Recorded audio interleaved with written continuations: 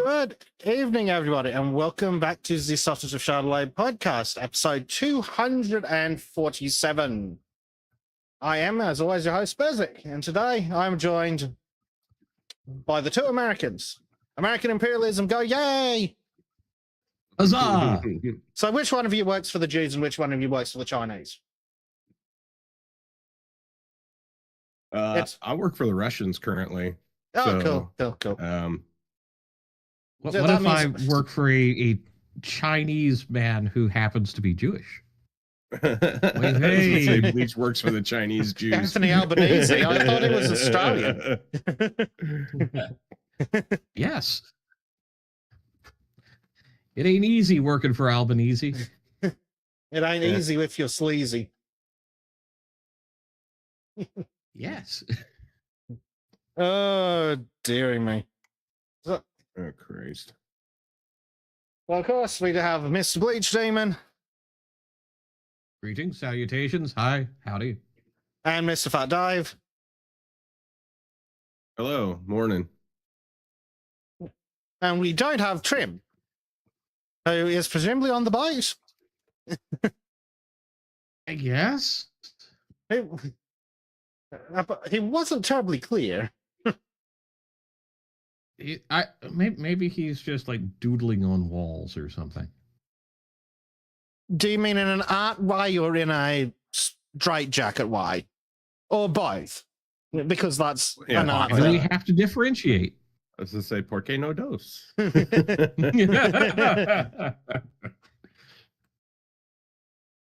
Oh, dearie me. Holy crap. Just having a look at the back end because things seem to be acting a little weird. I'm not entirely sure what YouTube is playing at. Man, I just had hell of a time getting Rumble to open. I don't know what's going on. Oh, OBS has just crashed again. That's fucking fantastic. Fantastic.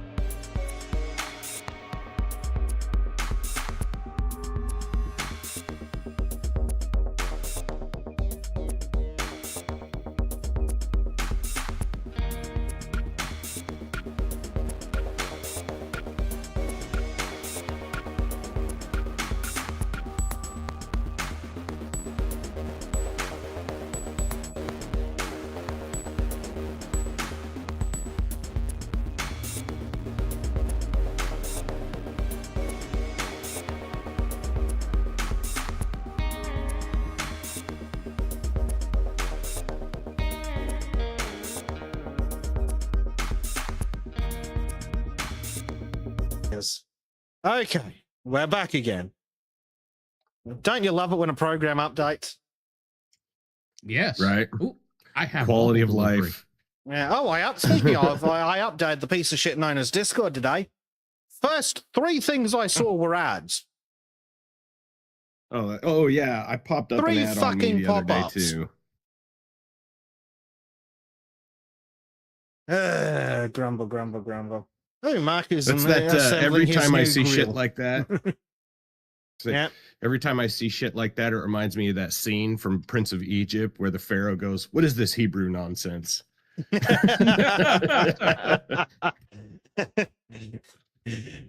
Look, basically. Mr. Lay Powell is very displeased that you're talking. Well, Lee Palstein is very displeased that you're talking about this and not glorious China. Oh dear. I mean, if you're going to live in a fascist totalitarian police state, you might as well at least have one that's correct about Islam. Sadly, no. Well, I mean, maybe back in the day when Franco was alive. Yeah, maybe, but I'm specifically referring to China and their current camp situation. Ah, yes. Right, this Well. does us off, right? Mr. Lee Palstein is very pleased with this outcome. I'm sure he is. Oh man, technology. So, well, where are we? Trim's not here to make weird noises and distract me. That's why I'm distracted. Now, you get on a roll, the technical difficulties occur, and then you just lose your place. Yeah. Yes, I think we were introducing Dave when it crashed. Anyway, Dave's here. He's important. We like Dave. Yeah, I'm here. I don't know about the important part, but at least I showed up. That's better than Trim and Disco. Oh dear. I wonder how many of chat are off doing Easter related things. On that note, who do we have here in chat today? We have an Elgin, we have a Callum, we have Sensible Center, Marco, of course, and Melux has just gone off work. Excellent time. Oh, perfect. Good to see you all in chat today, folks. Right, let's do some quick shilling and then we can get distracted, or we can do Dave's segment, one of the two. no dos. Moi, je ne comprends pas. Dave will talk for 6 hours, whether it has anything to do with his topic. Yeah. Hey, that's a talent. I didn't have a presentation today, though, so. Oh, so you'll make my mistake and accidentally just talk for an hour or two. Yeah, I didn't. Right, anyway. Quick shilling. If you'd like to, I don't know, fucking pay for my fuel so I can go places. You can head over to the Subscribestar, and while fuel is still legal to buy, you can throw some money at us, starting at the $5 tier, which will get you your name in the credits of the videos and access to super secret roles and channels in the Discord while Discord survives. And basically the only reason Discord has survived is because everyone else shut the bed and did nothing for 10 years.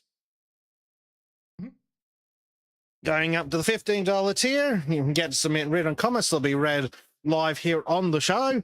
And you get to come to our gaming / talking nonsense monthly hangouts. And going up to the $30 tier, all of the above, but you also get to submit video comments that will be played live on the show. And this is where I play one for you if I add one. I'm gonna have to start inventing fake ones and just to play one. Generate some AI ones. Oh, dude, that would be amazing. Generate a 15-second AI ad for Sultans or something. Right. If you want the ad to go away, you have to replace it with your own video. Oh, someone's lurking. Who is that? Is that Monkey? It is. We got a monkey lurking. Hello, Monkey. Right. All right. Let's learn about smart. What's on the agenda this week, boys? Are you on? You off? Is Leech too Catholic? That was only this week. No, we should be back on this week. Yeah. And this is we're talking about Jacques-Louis David, who was the painter of the French Revolution. This episode's going to be fucking dense because we're talking a lot about the French Revolution. I need to start picking more artists that died young because this guy had a really long long and storied career. He worked with the revolutionists. He was a friend of Robespierre's, and of course Marat, who got assassinated. He spent time in Italy. He painted huge paintings for the state, for France. He was friends with Robespierre until Robespierre got executed and he was jailed. And then he painted something and Napoleon was like, oh, that's cool. That guy's good. He can make me look good. And so he got made part of Napoleon's regime until Napoleon got deposed. And then the king was like, wow, you're good. You can come work for me. But he's like, nah, I'm good. And retired to Brussels. So where he got hit by a fucking carriage, which ultimately killed him, but he was in his 70s when it happened. But anyhow, yeah, that's who we're talking about this week. Already started to put together the episode for next week, which is Caspar David Friedrich. The many people will recognize him. He's the guy who did Tristan Armstrong's Tristan Armstrong's Avatar is based on. But he was a landscape painter from he was Swedish, but he was born in the northern part of where it's actually Germany. So it was just at the time it was like a Swedish protectorate or some shit like that. Anyhow, but he did some great landscape and liminal style paintings and really stuff that has a really good modern feel. But this week we're doing David talking about the revolution and the empire and the rise of neoclassicism. He did some really amazing and famous paintings. As you can see, The Death of Socrates is probably one of the most well-known paintings he ever did. But then, I mean, for the layman, but I think a lot of people understand The Death of Marat as one of the landmark paintings that he did because it showed the fervency of the revolutionaries and the anti-revolutionaries, and how he was murdered in his bathtub. He was murdered in his bathtub while working on a list of people to be sent to the fucking guillotine. So sounds less like a murder and more like a correct solution. Yeah, it was an assassination. It definitely does that. Well deserved. But by the way, for anyone curious as to why people generally speak with disdain, the English speak with disdain about the French, all those frog names Dave just said, yeah, Google them, especially that fucking psychopath Robespierre. Yeah. Yeah. The time he was leading is known as the Reign of Terror. It's also known by... is there another name, or is it just the Terror that's also known as? Just the Terror. The Terror, yeah. Because they fucking executed so many fucking people. You can actually... They execute so many people, you can actually see it in census data. Yeah. It was like a crazy witch hunt. Mm-hmm. Like they just were like, oh, you're friends of this guy? Fucking to the guillotine with you, bitch. Yep. And of course, don't forget the reprisal was done. And of course, another resounding episode of Nothing New Under the Sun and Time Being Circular. You know all that shit that the French secret police got up to in the 1940s with the milice? Yeah, that's the exact same shit they were pulling under Robespierre. Yep. Turns out that the French just really fucking love tyranny. Like, yeah. Like the Germans didn't need to do shit. They just needed to give the French an excuse. Right. Yeah, but it was the fucking milice that were ratting each other out, denouncing each other in a perfect fucking rendition of the exact same shit they got up to, like, what was it, like, how long ago before it was? Like 50 years? A whole 50 fucking years? Yeah, but it's also interesting to see some of the parallels between modern times and the aristocracy, and how our aristocracy acts so similar to their aristocracy, and how populist sentiment feels about the aristocracy now and then. A lot of parallels. So I could totally understand why so many people got fucking guillotined. And unfortunately, I can certainly understand why the aristocracy did. But then they got a little too excited. Purity spiraled. Yeah. Purity spiraled so hard that that fucking Robespierre basically executed himself. That's how fucking hard it purity spirals. Pretty much, dude. Like, they just went a little less heavy-handed. They wouldn't have been... Probably more of him and his cabinet would have survived if they would have just, been a little less fucking crazy. Mm-hmm. Yeah. But don't forget where some of the greatest ideas in leftism come from. France. It's almost as if they have a history of tyranny and purity spiraling. But also during that time, Lafayette was involved with a lot of that shit, and he ended up kind of being a hero of the American Revolution. Mm. So, Lafayette is one of my favorite characters of the American Revolution. And one of the reasons why he was left alone during the terror, especially, was he was seen as a revolutionary figure, even though he was part of the aristocracy. And there was this underlying, the Americans might not pay the debts that they owe us if we screw around with Lafayette.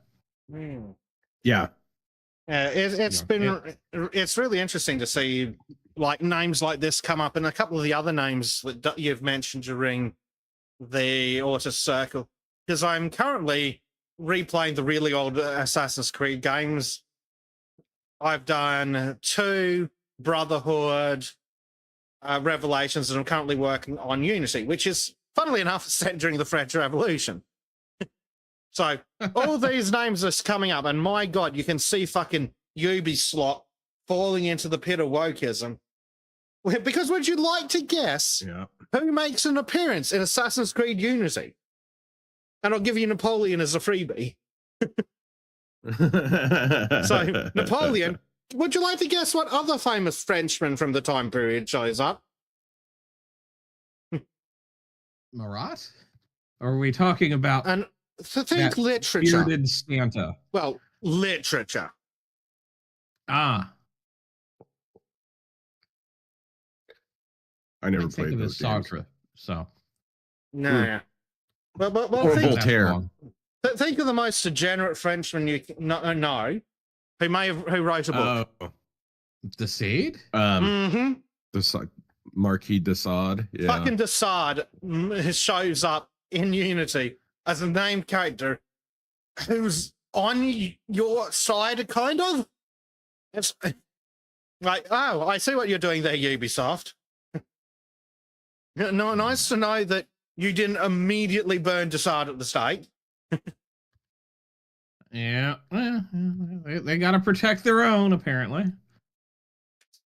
Indeed, but fucking hell, the amount of girl bosses keeps increasing over time. It's quite wild to see as you replay them. But yeah, lots of nonsense in it. Not surprising.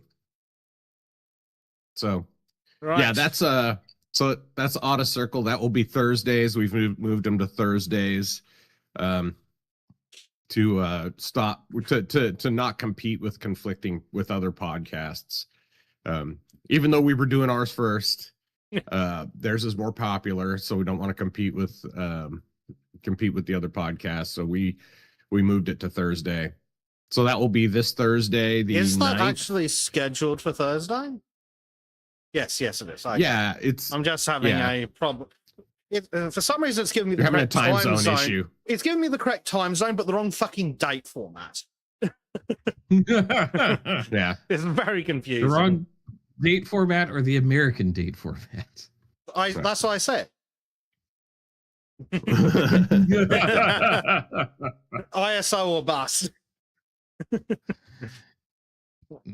No. But anyway. You can catch that on Total Blackout Painting or either on Mr. Bleachy Demon's channel. Indeed.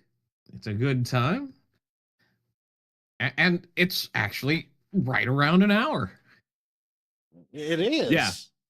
It actually sticks quite well to hour 10 minutes. So once you account for intro, outro, spot on.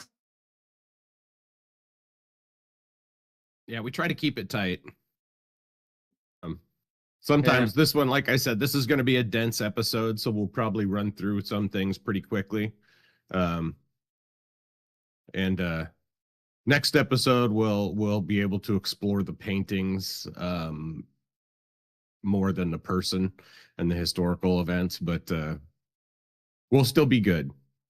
So join us on Thursday. Or else. Talk. Yep. Highly recommend. Talk about ancient Rome. Woo! Well, my favorite.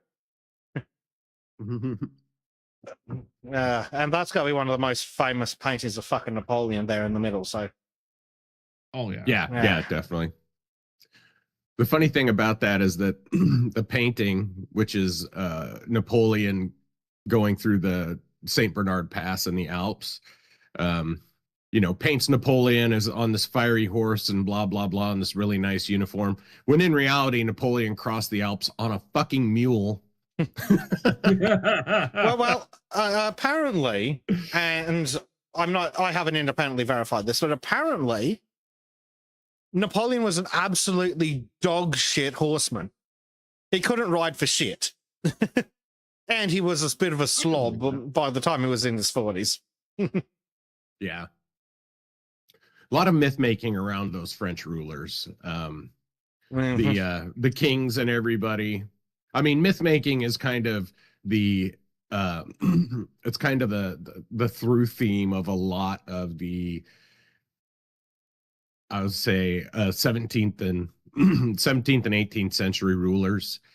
They used artists to really beef up their images, even though they were like wholly undeserving of it.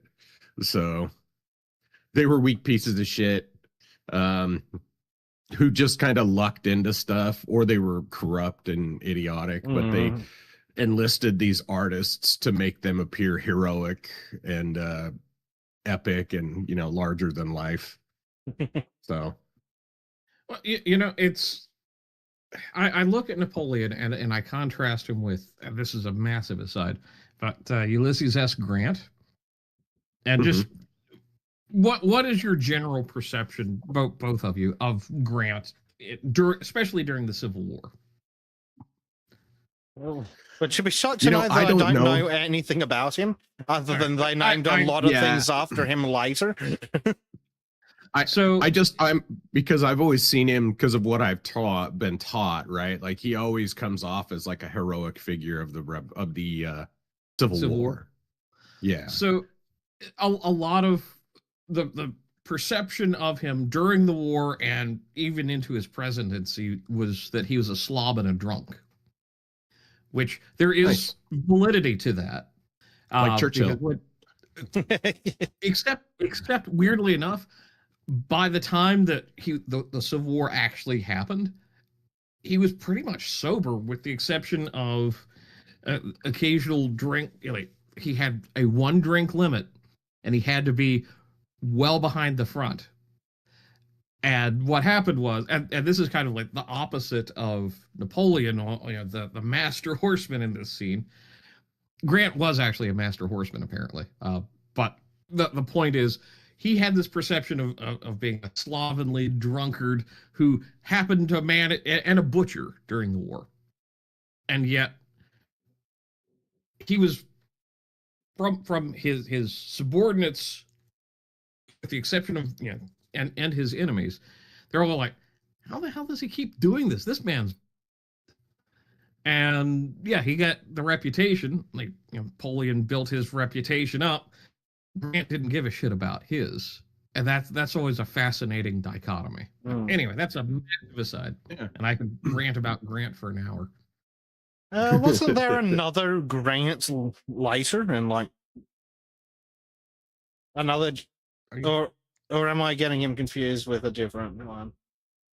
I think you're getting confused with a different one, because there he was president and after he was general. So yeah. I'm possibly thinking of Ulysses Grant III. Oh yeah, well that would do it. Would you be shocked to know that he's more relevant to my formal education? By which I mean basic schooling. Interesting. I am surprised to hear that, honestly. Wasn't he down in Australia during the World War II most of the time? It's more than just the fact that in Australian schools we talk about World War II, because everyone talks about World War II. Fortunately, they didn't do a huge amount of crying about the fucking Jews, but they did talk about World War II. Grant comes up in that vaguely. But I'm not entirely sure what he got up to, but yeah. I thought for some reason, and I could be completely wrong, but I thought he ended up down in Australia like 43 or 44. He might have been, but And it gets but confusing. I really don't know. It gets confusing because there's like the General Grant, and then there's another grant from World War II. But then there's also a bunch of other more important to World War II generals and things. Like, which one was it? I can never remember which one it was. What, the Africa? Which was the one in Africa? Did you know? That was. Are you talking like Operation Torch and onward from the American Possibly. perspective, and then Operation Overcharge and the further eastern desert? You guys had, was it Patton and then someone else operating in different theaters? Eisenhower. Yeah. And in the Pacific, the Americans pretty much had MacArthur. Yeah. Good old World War II. MacArthur's an interesting character. He's the kind of guy where it's like, maybe he should have been president. Yeah, it gets fun when you hear when there's like, oh, there's Ulysses Grant, and then he shows up in World War II, and it's like, hold on a second, I'm very confused now. He's a vampire. Yeah. Actually, no, he drank so much that he's been preserved. Yeah, he pickled himself. Oh, isn't that how, what is it, Manson or something is still alive? He's pickled from the inside out. That's how old John Boy McCain survived so long. That and probably all the crack. Yeah. And adrenochrome. Yeah. Yeah, adrenochrome. Freaking multiple grants. And then you've got fucking Lee and Grant, and you've got tanks and Yep. That's the other problem with World War II. If someone says the Grants in reference to that, it's like, hold on a second. Do you mean the old one from like the Civil War? The guy that's running around doing weird engineer training shit and isn't relevant to the actual war effort? What do you mean the fucking tank? Yes. Just to be super confusing. Because why not? Anyway, don't forget Mr. Trim over at Trim's Art Shack has a channel. Videos have been a little light on the ground. Neither Trim or I have had anything resembling time. So there'll be another one coming out hopefully this week. And then we'll see what we can get out in the realm of time lapses while Trim's away on the boat. But you can always check out some of the older stuff, unlike Trim and I talking for 2 hours about the fucking Dresden files. Because damn it, Trim needs to be confined. Right. If he's going to talk about it anyway. And yeah, 2 hours on like the first book. So like, obviously there's a lot of world building. So hopefully the follow-up episodes will be a bit shorter. And of course, if you can go over to Disco's channel or my channel, hopefully we'll be back to streaming this Monday. Unless something goes wrong in the Gracie world. We're hoping to be back. Or Disco. Things have not gone well. We were thinking about trying last night, but Gracie wasn't well. Disco was tired. I was tired. And we both went, fuck it. It's been this long. What'll an extra day do? Gem's like, only 2 hours? Referencing Trim, practically a miracle. Yeah, but don't forget the next 17 books are also going to be 2 hours. On a side note, man, Gracie is about the most adorable little girl. Mm-hmm. Hey, Disco's kid. It's like, well, I think of her as, all of the hosts' kind of adopted niece in a sense. And then it's like, Yeah. oh, here's this thing. And it's like, Disco, how did you produce something that isn't mean and very, very Scottish? What the hell? I just have this horrible idea of one day Disco's going to repeat something that Uncle Trim said. That Grace is going to repeat something Uncle Trim said. Oh dear. As I understand it, they got to incubate. And then eventually they emerge from their pupa as a Pupa? They're pupa, not from India. Yeah, their pupa. They enter their pupa state, emerge from their cocoon as a grumpy Scottish person. So I thought the Scottish emerged fully formed from the rocks. Or is that dwarves? I can't really tell the difference.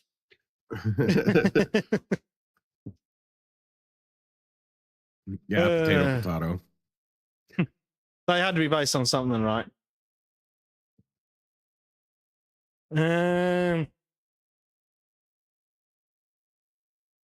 Yeah, so unless something goes wrong, hopefully we'll be back on Monday, because Disco and I aren't religious. It's not like we're doing anything. So fingers crossed everything will turn out fine. And then we all get to spend like 2 hours trying to remember what the fuck we were doing until like 2 months ago. Right. It's been a moment. Left off. Yeah, trying to figure out what the fuck we were doing. Yeah, I think that's hard in a building game. It is. Especially what's essentially fucking Animal Crossing in the Australian outback. There's so much content in that fucking thing. It's like, how fucking long are we gonna have to spend on this? Though we are also looking at other games to slot in around Swap 2 potentially. Lots of things to happen. A bunch of really silly games. A bunch of silly co-op stuff. That could be fun. It's all there as Fire 2 is co-op. I'd rather shoot myself. A buddy of mine got me this Ninja Turtles beat 'em up. That we were playing that, and like Ninja Turtles are near and dear to my heart because I grew up loving Ninja Turtles. Mhm. The very first role playing game I ever played was a Teenage Mutant Ninja Turtle role playing game. Hey Billy. So, but yeah, if you like beat 'em ups, that might be a fun one to do. Except for it's like a roguelike one. So roguelike beat 'em up. Bezic does not I know. like his roguelike. Yeah, I know how much Bezic loves roguelikes. And beat 'em ups, I fucking hate roguelikes. So few of them are done well. So few. And also, again, it needs to be compliant with the whole, here, Disco, have this small screaming thing. Which is the advantage to the more chill games we've been working on. That Disco can just wander away from a bit. You know, LGM, you've asked him that every time he's showed up. And the answer resoundingly is no. No. So, anyhow, yeah, 2 hours with Trim on the Dresden Files. Yeah, that was pretty good fun, because Trim finally got to let it all out, and then I got to challenge him on it. Because Trim thinks the Dresden Files is the greatest thing since sliced sex. And I think it's like a 7 out of 10. Well, it's an 8 average is like a 7 to 7.5. Some books are like a 6, some books are like an 8.5. But yeah, I love me some Dresden Files there. So, anyhow, yeah, cool. Let's move on to something actually important, or attempt to, anyway. If you're ready, Dave, we'll go over to your screen. Sure, let's go. All right. Let's check out the Bondi Bitch Massacre. God damn, I loved that name. I was really happy with that name. The Bondi Bitch Massacre. The Bondi Bitch Massacre. Yeah, so as many of you know, Pam Bondi was fired this week. Unfortunately fired so that she could go into the private sector instead of fired out of a cannon into the sun. But yeah, due to many mishandlings on her part, and as we all know, the most important thing to Donald Trump is his image, is looking good to his base, which he's been failing at dramatically lately. And so there's going to be a lot of fucking heads that are going to roll during, I predict there's going to be a lot of heads rolling in the next little bit. Especially in the wake of the Iran war, because that is so monumentally unpopular as well. Like the vast majority of people, we got the studio view on the screen there, Bez. So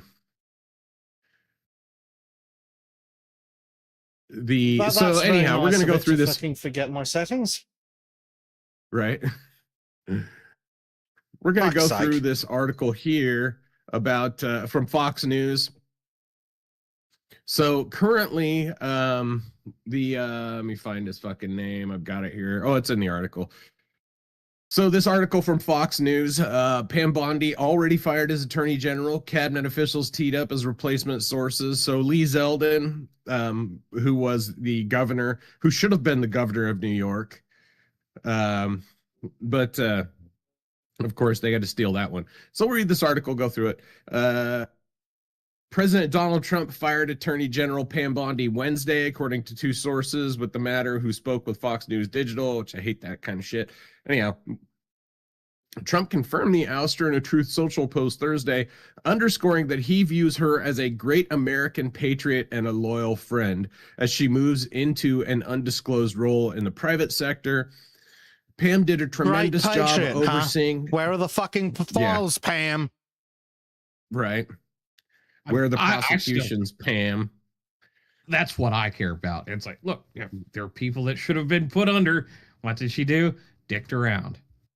Yep. She fiddle fucked around, and really allowed the justice system.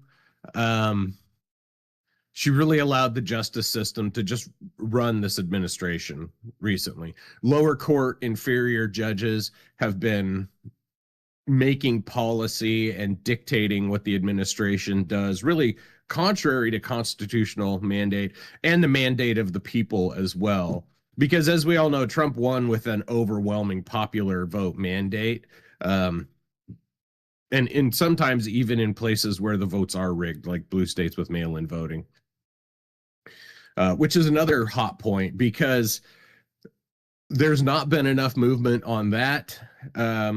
In my opinion, there's not been enough investigation into the fraud of the 2020 election. Of course, they don't want to ruffle many feathers, because they want to maintain this aura of some it seems almost impartiality and fairness, even though that will not be repaid in kind when they lose the next election. Anyhow, so I'll read Trump's statement here. Pam did a tremendous job overseeing a massive crackdown in crime across the country, with murders plummeting to their lowest level since 1900. He continued, "We love Pam, and she will be transitioning to a much needed and important new job in the private sector to be announced at a date in the future." Well, that's a bold-faced lie. It's private sector. What do you mean needed? Absolutely. What were qualifications again? Well, so Pam Bondi was the Attorney General of Florida for 8 years, which is their term limit there. She couldn't be in there. So from 2010 to 2018, she was the Attorney General of Florida. She was also part of Trump's defense team, which is how she came to prominence. She was part of Trump's defense team during the rampant impeachments during his first term. And also, this I would like to highlight this: murders plummeting to their lowest level since 1900. Well, yeah, murders plummet when you don't prosecute murderers as murderers. And it's not, he didn't say specifically why he fired her. And it's never mentioned, but we all know it's because of her mishandling of things like the Epstein files. And that's the primary, that's really the biggest one. What I find interesting is, oh, she was fired and she's stepping immediately into another job. That's interesting. So that either means that she wasn't fired as we think of it traditionally, or that job was already lined up, which makes me ask several questions about impartiality. Right. Well, and our Deputy Attorney General and very talented and respected legal mind, Todd Blanche, will step in to serve as acting Attorney General. Trump added to his post, "Thank you for your attention to this matter." Now, Todd Blanche was another member of Trump's defense team. So that's how, you know, a lot of these people, it's a lot of crony bullshit, right? Which is the swamp. Right. If we're honest, the whole reason there's a swamp is because of cronyism. The whole reason we have the problems with our government being that corporations and largely controlled Hebrew corporations run our government, and vicariously the state of Israel as well through those corporations and through direct control of our government. They run our fucking government. And it's all because of cronyism. It's all because, hey, they gave us money, so we're good friends, blah, blah, blah. Anyhow, Bondi met with Trump in the Oval Office Wednesday night ahead of his speech to the nation on the war in Iran, according to two sources familiar with the meeting who spoke to Fox News Digital, blah, blah, blah. Departed for Florida Thursday morning, where she is filming an NFL-affiliated child safety initiative. That's fucking stupid. The president is reportedly considering replacing Bondi with EPA Director Lee Zeldin, according to sources familiar with the matter. Trump held a meeting with Zeldin at the White House Tuesday to discuss wildfire prevention, where talks of the transition also unfolded, according to an individual familiar with the matter. The source relayed to Fox News Digital that Zeldin would be a plausible replacement, adding Trump could change his mind at any point, of course, like he's wont to do. Bondi confirmed her upcoming exit from the Justice Department on X Thursday, saying she remains eternally grateful for the trust that President Trump placed in me to make America safe again. Over the next month, I will be working tirelessly to transition the office of Attorney General to the amazing Todd Blanche before moving to an important private sector role I am thrilled about, probably because she's going to be making millions and millions of unearned or undeserved dollars there, where I will continue fighting for President Trump and this administration. Leading President Trump's historic and highly successful efforts to make America safer and more secure has been the honor of a lifetime and easily the most consequential first year of Justice Department in American history. So I will say they did do a few things, but then they pulled back on it almost immediately. So we voted for mass deportations. We voted for a closed border. Now they've largely closed the border, but the mass deportations have ceased. And in many times, the deportation of criminals have not only been hindered by the local officials, but just by a general malaise and lack of willingness,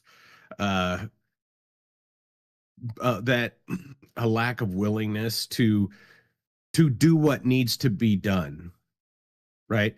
Like, they pulled the fucking brakes off during the Biden administration. They allowed tens of millions of people to enter our country illegally, unvetted, and handed them our tax dollars, handed them our beneficence, really. And they were wholly undeserving of it. They were wholly undeserving of even being in our fucking country in the first place. And then they all came in and popped out a shit ton of anchor babies. So, which, as far as I'm concerned, those people should be deported. Take their children with them. Don't break up the families. Deport them all together. So, the ouster follows a recent New York Times report detailing that Trump was preparing to replace Bondi with Zeldin as the president had become increasingly dissatisfied with her performance in the role. When initially asked about the meetings and Bondi's ouster Wednesday evening, the White House directed Fox News Digital to the same comment defending Bondi that the office provided to the Times. Attorney General Bondi was a wonderful person and she's doing a good job, which is neither of those statements are true. Ouster came the same day Bondi accompanied Trump to the U.S. Supreme Court Wednesday morning for oral arguments on the high-stake birthright citizenship case. Sources confirming to multiple outlets Zeldin's potential ascension to her former role comes as he prepares for an event with Health and Human Service Secretary Robert F. Kennedy Jr. Thursday afternoon to make an announcement on addressing rising instances of microplastics in drinking water. Bondi's entire tenure at the DOJ has been riddled with public scrutiny, especially as it relates to her promise to release the entirety of the Epstein files.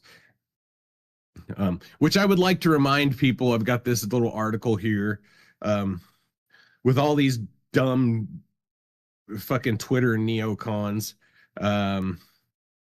Everybody, the binders, they gave them all binders with Epstein shit that were just absolute bullshit. They contained no information, and these people all looked like fucking idiots as a result of it. And this was one of the big fumbles of the administration. And it's one of the ones that everybody points to because that's a cross-party issue, right? Saying that she fumbled the Epstein files is an understatement, first off.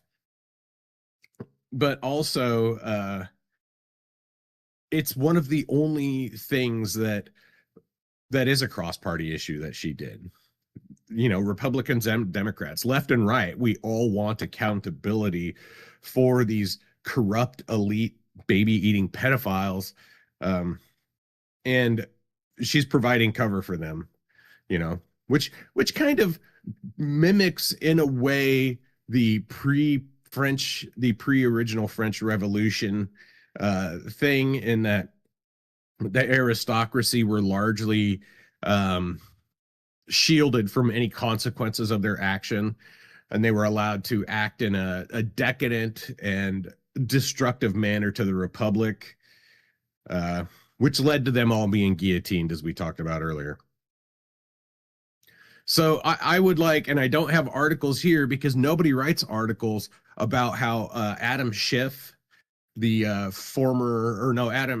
Schiff was the senator from California or congressman from California who was part and parcel of the Russiagate scam, and also part and parcel of the J6 committee scam. None of those people have ever been held accountable for their crimes against the American people. In fact, there are still numerous J6 people still in jail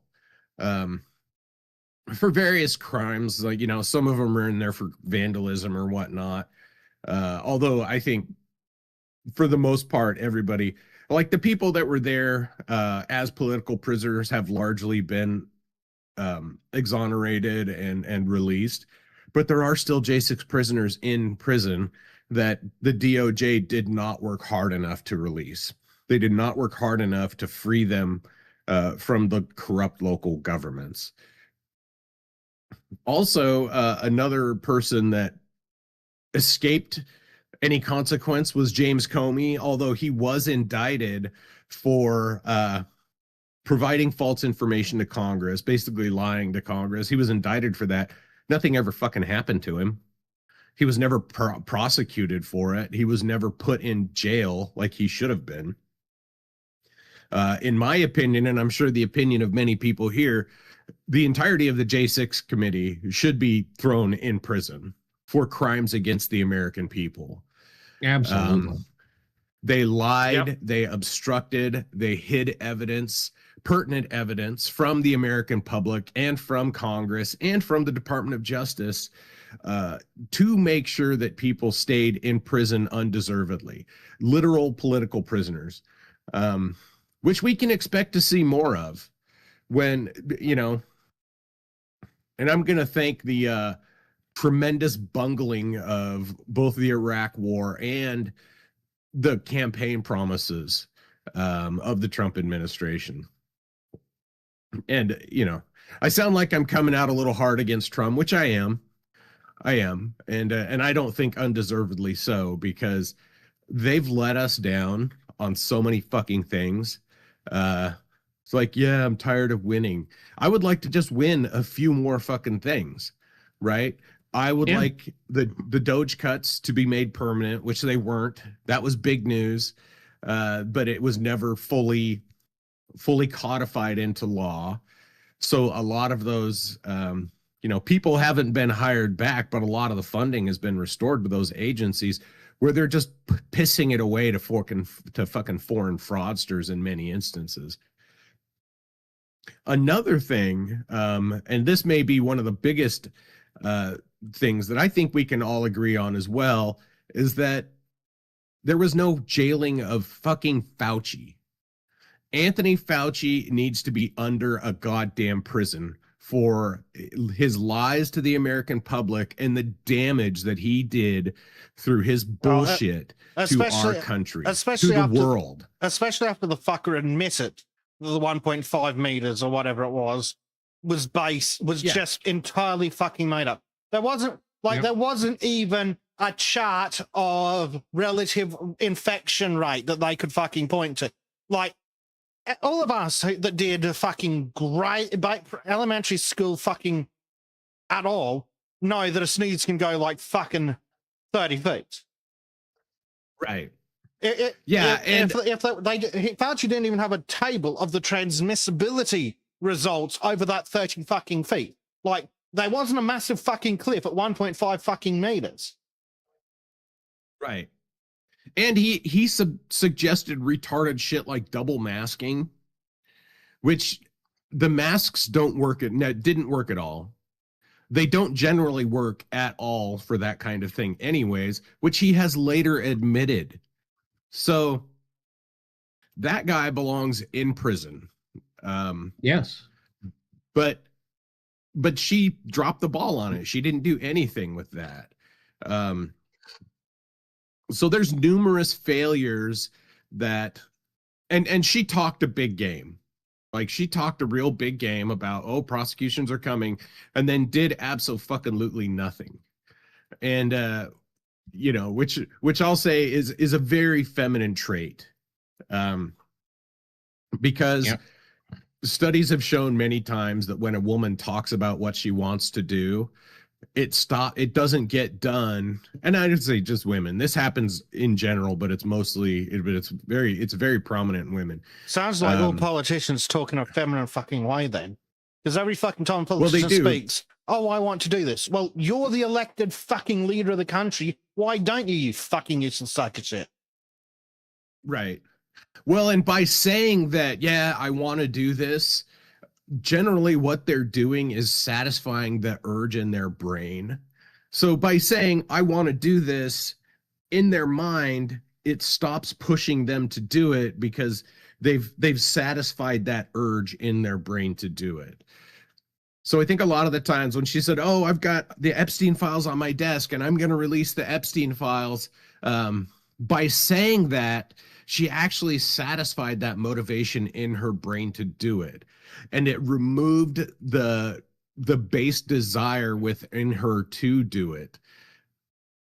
And it's been a huge disappointment to the American public. Pam Bondi has been one of the most disappointing. I mean, and I don't count Merrick fucking Garland, which thank God that asshole never made it to the Supreme Court. That corrupt piece of shit. Yeah, that guy belongs in prison too. I mean, So I understand the notion of not jailing your political opponents in that way. Um, but in my opinion, all the people who push the auto pen stuff uh, committed treason against the American people, abuse of power at the very least, and they all belong in fucking prison. They need to be barred from any sort of public service, and they need to be shamed. Um, that they need to be shamed heavily, and disgraced by more than just, the quote unquote dissident right. Like the swamp needs to disavow these people, but they're very much part of the swamp.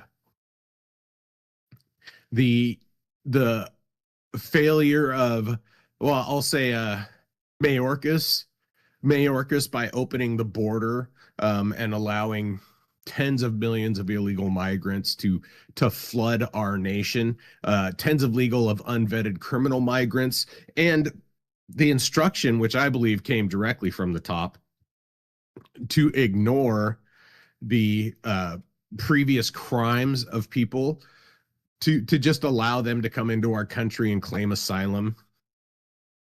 That's criminal. Like, that's a criminal act against the American public. And it's no surprise that the Garland DOJ did not pursue the election corruption and the obvious fraud that occurred. But it's inexcusable that Bondi has dragged her feet so heavily on that. The DOJ has the power to act swiftly. They have the power to act in a expedient fashion to force the production of documents. And if the states refuse to provide them, they have the authority to send the fucking FBI in there to take them, which is a politically it's an unsavory move in a way. But some of these places just need to be fucking raided by the FBI. Minnesota's government needs to be raided and audited by the FBI and the IRS. There's so much rampant and obvious corruption that anybody with a pair of eyes in their head can fucking see. And they're allowed to skate. Now, hopefully Zeldin will be more zealous in his prosecution of a lot of these, abuses of power and direct, spitting in the face of the American public. Personally, I would like to see more Wilsonian style crackdowns on the fucking media, because they're part and parcel of the problem. The progressive, the mainstream media, who are just liars and propagandists. They're part of the mainstream industrial complex that is, one, leading us to war, and two, providing cover for these power brokers in Washington who do their best to subvert the will and the desire of the American people. I'm soapboxing a bit here. So, but I'm glad to see Pam Bondi out. I don't maintain any illusion that anything will change. Of course, she was weak and stupid. Talked a big game. I don't believe Zeldin is stupid. And I guess really to call her stupid is incredibly uncharitable, because she is conniving and was able to worm her way into the highest position in our legal system and do fucking nothing. Do nothing that needed to be done. I mean, Eric Swalwell is still a goddamn congressman. That guy should be in prison for giving state secrets to his fucking Chinese whore. Like, unequivocally. When a congressman is caught with a Chinese spy, sleeping with a Chinese spy, there's no reason for that guy not to be put in fucking jail. Because many people were jailed for far less during World War II, obviously, but that, I mean, I understand that's a different time, but many people were fired for way less, or jailed for way less. He should be, they should have led an impeachment against him in Congress, which shows a general lack of will in Congress to hold themselves accountable. And short of Congress holding themselves accountable, it really should be incumbent on the Department of Justice to do so. So, anyhow, God, get fucking away from there, cat. Sorry, cat's getting into shit. We're going to impeach the cat. She's about to be impeached off of the fucking dresser if she doesn't knock her shit off. Just don't defenestrate her. But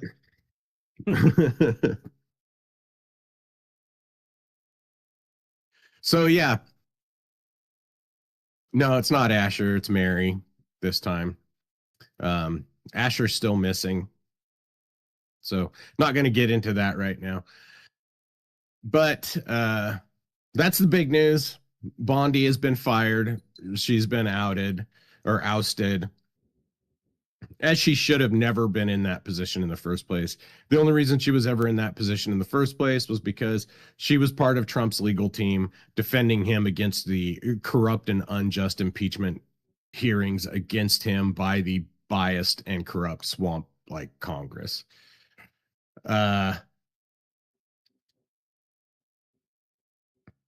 Yeah, so that's what I have on Pam Bondi. Now I'll jump over to there's some local news, and I know last week we talked about local news here.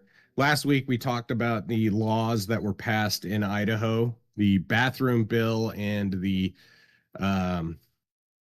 execution of the bill that mandates the execution of people who abuse children under the age of 13. So out of there. So in the wake of that, there's been a lot of spurging out locally. So 6 protesters arrested at the Idaho State Capitol during bathroom sit-in against the new legislation. For the second time this week, protesters at the Idaho State Capitol were arrested while demonstrating against the bill that would tighten bathroom rules. 6 people were handcuffed on Friday during a sit-in protest inside a men's bathroom. Chants echoed through the Capitol from inside the bathroom, where 6 Libiquita advocates staged the sit-in, known as the bathroom bill, or House Bill 752, known as the bathroom bill, which mandates, as I covered last week, which mandates that people use the bathroom and locker rooms based on their biological sex rather than their gender identity. Protesters said they were there to make a point about what they believe this space could look like once the new law takes effect on January 1st. I mean, there's no law currently to be in the wrong bathroom illegally. So, I mean, if I'm just doing my makeup and using the bathroom, we're hoping there won't be a reason to be detained, Alicia Sherman said. Protesters were warned multiple times by Idaho State Police to lower their chanting and whistling. One officer told Idaho News 6 the issue was not who was inside the bathroom, but how loud it became inside, or it had become inside the Capitol, which he described as a workspace where children were also present. Now that's true. There's many offices inside the Capitol building, and they do routine tours for schools and stuff like that. The demonstration continued for about 2 hours until Boise police and Idaho State Police entered the bathroom. 6 demonstrators were handcuffed, zip-tied, and escorted out of the House office chamber. Justice Newstrand, a transgender man who took part in the protest earlier but was not detained, said the law will force him to use the women's bathroom. By July, I should look a lot more like my gender, and it's going to be upsetting for women around me when I have to go to the women's bathroom to avoid a felony. Well, it sounds like you won't look like your gender then, you twisted freak. Right, yeah. They again, not looking, they will look a lot more like their imagination, not like who they Their what their delusion. actual gender is. Yeah, their delusion. Their personal It makes delusion me- that they're forcing upon the rest of us. Yep. Exactly. And it makes me uncomfortable because I feel like I'm making other people uncomfortable, but I'm not really scared of it. It's like, well, yeah, of course you're making other people uncomfortable because you're forcing everybody to participate in your delusion, to play along with your bullshit. Yeah, it's like if a Protester frigging Samantha- schizophrenic if schizophrenics were allowed to walk around in public and expected us to engage with both of their personalities. Right. Protester Samantha Hager said sharing a bathroom with trans women has never been a concern for her. Well, Oh, I'm happy that's for very her, but fucking nice. right. It was like, that may be you, and it's likely because she doesn't do it very often. It's just another person entering the bathroom. And that at the end of the day, that's what it is. We're going to the bathroom. That's how absurd this is. Well, if it's just another person, I can go take a piss in the women's sink, right? Right. If it's Already? just another person, I can just wander. If the men's is out of order for cleaning, I can just piss in the woman's, right? No problem then. Or is it only people who are outwardly wearing the accoutrements of your fucking religion, so you know that Right. they are ideologically similar, that are okay? If I put on a MAGA hat and go have a piss in the women's in a cubicle, how would she react? And that, I think that highlights how absurd this quote unquote transgender man, their concern is, because by and large, men don't give a shit who goes into their bathroom. And as much as this woman says she doesn't care about who goes into their bathroom, you know, the copious examples of children being abused, of perverted AGP weirdos invading women's spaces just to perv on them. I think that merits women having their own space. So I'll go one further than that. Yeah. I think it's past time that men start having their spaces, their own sex segregated spaces now. Yes. Oh, 100%. For starters, 100%. no, Like, just because the line to the women's is long doesn't mean you can come in the men's. Fuck off. We deserve and especially given that the men's has urinal, it's like, do you really think it's okay to come into a place where men have their dicks out? yeah. Like are men allowed to barge into the fucking milking room at work? I Right? hope not. Yeah, it's a oh damn it. I was going to say something. I totally spaced it. Yeah. Feel that. But it's a participation in a delusion, and we shouldn't be forced to do that. Oh yeah, the Boy Scouts. Let's start with the Boy Scouts. Sorry, you mean Scouting America? Yeah. Yeah. Someone needs to pick up the mantle of Boy Scouts, because if women are deserving of their spaces, men are deserving of their spaces as well, absent the intrusion of females. And I don't think that's an unreasonable ask. Well, here the YMCA, everybody goes to the YMCA. Exactly. Here. Yep. So Yeah, it's no longer the young men's Christian. Yeah, would it even be allowed Right. to exist as it did, as a place that provides cheap accommodation to young men? Of course not. That'd be sexist. No, they've just converted it to a gym. That too. I think it's just a gym with the swimming pools now. Yeah, the YMCA has fallen, and it'd be nice if someone rich was able to replace it. But Right. the YMCA, as it used to be, which included the board room, that wouldn't be allowed to exist as it is now. Oh, you've got to let the women's in. Right.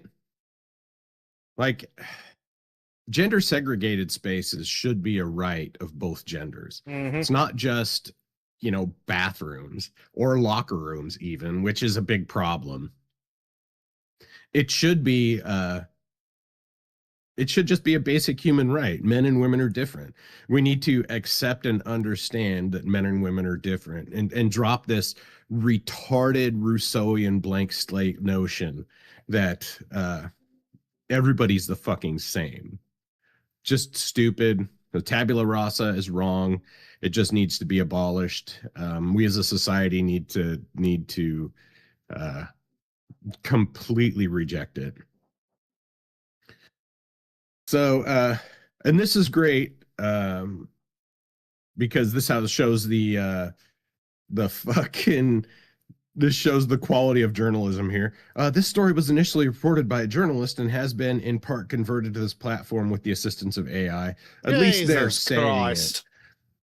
Yeah, at least they're saying our editorial it, but... team verifies all reporting on all platforms for fairness and accuracy. Yeah, sure. Monkey's got an interesting story for us on that. He was literally arguing with some dumb bitch last night, and she said, it's not a big deal, I've seen a penis before. Well, maybe I don't want a girl staring at my dick while I'm trying to pick, and I have some privacy. Exactly, like, Right. I've seen tits before, does that mean that I can walk into the fucking mother's room at work, at hypothetical work, and I don't fucking know, just whip out my phone and have a play? Just, is that fine? Well, because I've seen tits? Can I... Like, fucking Right. hell, women complain if they're feeding their baby in public and you stare.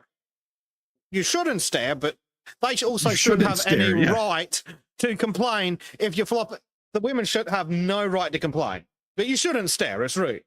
It's also rude to flop your tits out in public and expect men to withhold their biological instincts. Well, and I've known people on both sides of that spectrum, right? When my wives, because I've been married twice, when my wives breastfed the children, they were very modest about it, because it's not something that you can just ignore. You know, you got a crying baby, babies need to eat. So they're very modest about it and use a blanket to cover themselves. You know, they have multiple devices to allow for modesty while feeding a baby in public. But I've also known women that just flop a tit out and stick it in the kid's mouth and sit there in the restaurant. Well, no woman I have personally known has done that in a restaurant.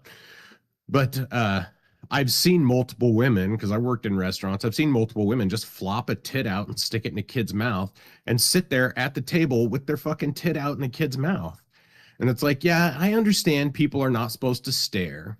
I understand that people are not supposed to, you know, you shouldn't necessarily be offended by it per se, but people have a right to not have to look at you feeding your child. Right? Like, feeding your child is natural, but people have a right to not have to look at someone's tits while they're out in public. Yeah. And the whole, but the patriarchy and thing, because it's like, I'm sorry, I don't think I've ever met any man in my life that's had any objections to a woman going, oh, it's time to feed the baby, throw a towel over its head and crack on. No man's ever given a shit about that. That's one of those things that's enforced by frigging other women. Especially older women, but like, oh, back in my day, yeah, shut up.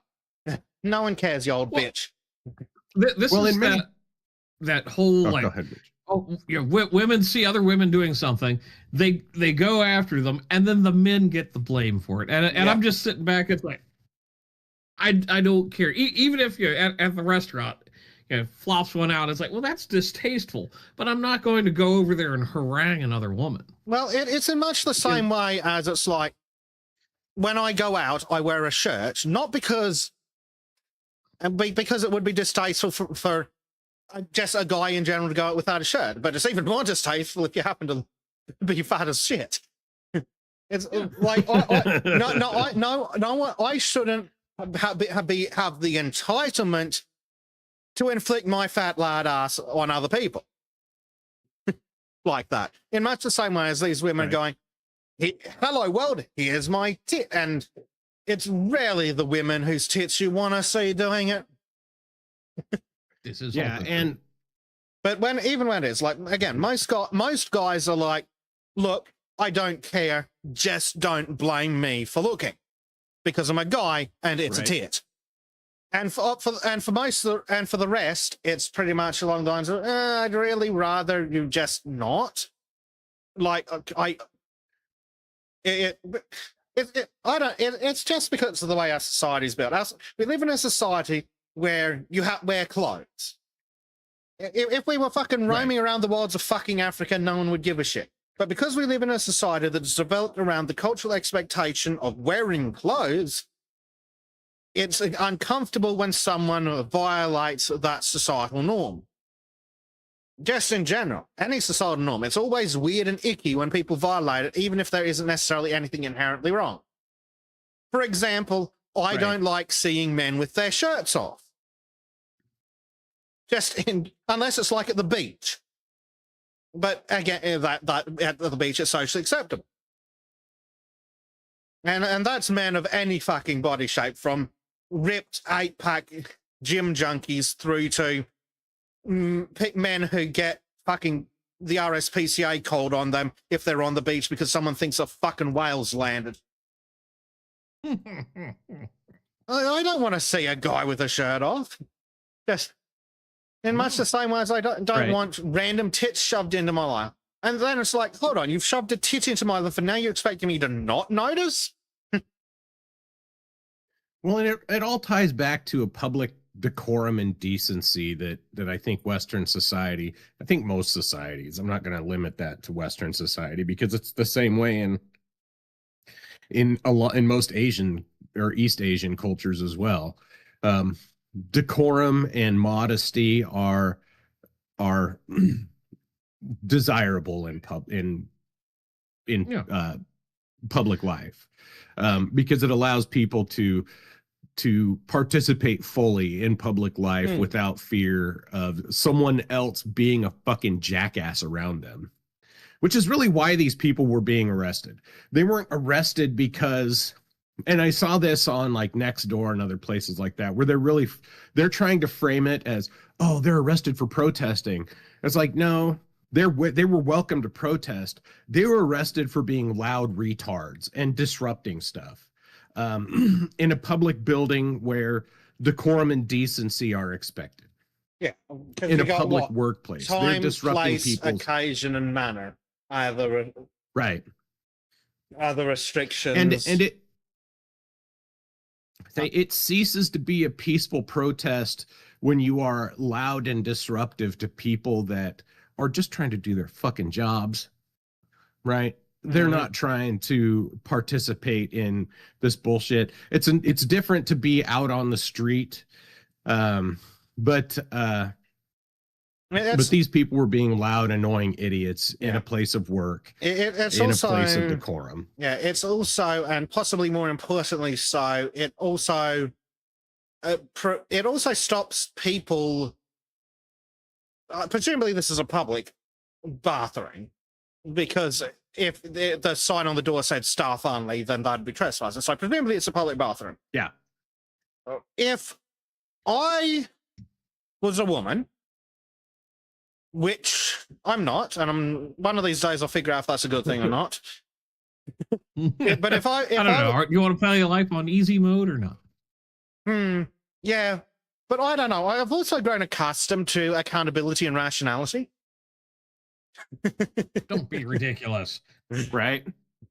But if I was Which a is woman, contrary to the feminist ideals. Yeah, if I was a woman and I was at the state capital of Idaho and I needed a piss and there were fucking half a dozen blue-haired fucking trannies sitting in the toilet screaming, I wouldn't use the fucking toilet. So I think more importantly, it's preventing other members of the public from using public facilities. Because you can make an argument, oh, they're disturbing the employees. Okay, whatever, the government employees, shut up. No, you're making it people who are members of the public feel unsafe. And that they never wrap their heads around that. A woman who was a member of the public who saw that would feel unsafe and would not use that bath. And it's not because they're trannies. It's because they're raving psychos screaming in a toilet. Right. Now, There's along that just- same line of protesting idiots, oh, go ahead, Bleach. Go ahead. No, it was just a joke. So continue, please. I'll say, well, along the line of protesting idiots, of course, we we passed a law where they are the firing squad. We passed the firing squad law, which actually passed a little while ago, but they're bringing it back up, or they just brought it back up. And then, of course, we have these protesters who have suspiciously professional-looking signs. I'm sure there's a lot of paid agitators among here. Now, fortunately, these people weren't, loud, annoying assholes or not disruptive assholes. They were at least peaceful, but still, a wholly inorganic protest arose as a result of Idaho's firing squad bills. Now, they're saying no profiting from executions, but there's not really any profit in that. But you're designing the execution grounds, therefore you're making money. Okay. No, I agree with them, Dave. I think that it is wrong to spend money on a dedicated room to have their firing squad executions when they could just line the fuckers up in the prison yard and let rip. Right. Well, the thing is like okay, so the facility they're designating for the firing squad is an unused building on the grounds of the Idaho State Prison. So there's already a building, it's not being used. That's the one that they're proposing to convert. Of course, there's been no movement on it. And like I said, this was actually initially proposed, and I believe it passed initially back, I think in 2018 or something. It passed a long fucking time ago. But well, no, it wasn't 20, and it happened in the wake of the failure of the execution of Thomas Creech, who is a multiple murderer who's been on death row here in Idaho for like 50 fucking years. And as I've mentioned before, my son works for the Department of Corrections. I asked him how he felt about the bill, the firing squad. He says the only punishment that he does not approve of, or the only sentence that he does not approve of, is a life sentence. Because he says if we're going to put him in there for life, we should just kill him. Yeah, we should just execute them and be done with it. Make them, because if they're never seeing the light of day again, or they've done something. A life sentence is just a death sentence for pussies. Yeah, exactly. No, yeah, I mean, it's honestly, it's a fate worse than death. Well, and it should be, but currently, our Department of Corrections in Idaho is headed by a woman who has a lot of soft on criminals policy. So many of them who live, and like 50 years in prison, that's just his life, right? And he's become a very well-liked person by a lot of the prisoners, or a lot of the prison officials, because he's, he's just a nice old man. But no, he's not. He was yeah, exactly. Like, he's a multiple murderer. He's the reason why some children didn't grow up with a father, and why some parents didn't have a child to look after, to grow up with. That he took from our society something that he could never actually pay back, even by spending his life in prison. He deserves execution, as do the people who abuse children under the age of 13, which is our new law. But anyhow, instead of riffing, I'll just go on this. We'll read this article. I'll tell A you group what, of though, before you do, protesters- Dave. For the low price of citizenship, I'll have that fucker against the wall by sunset. Yeah.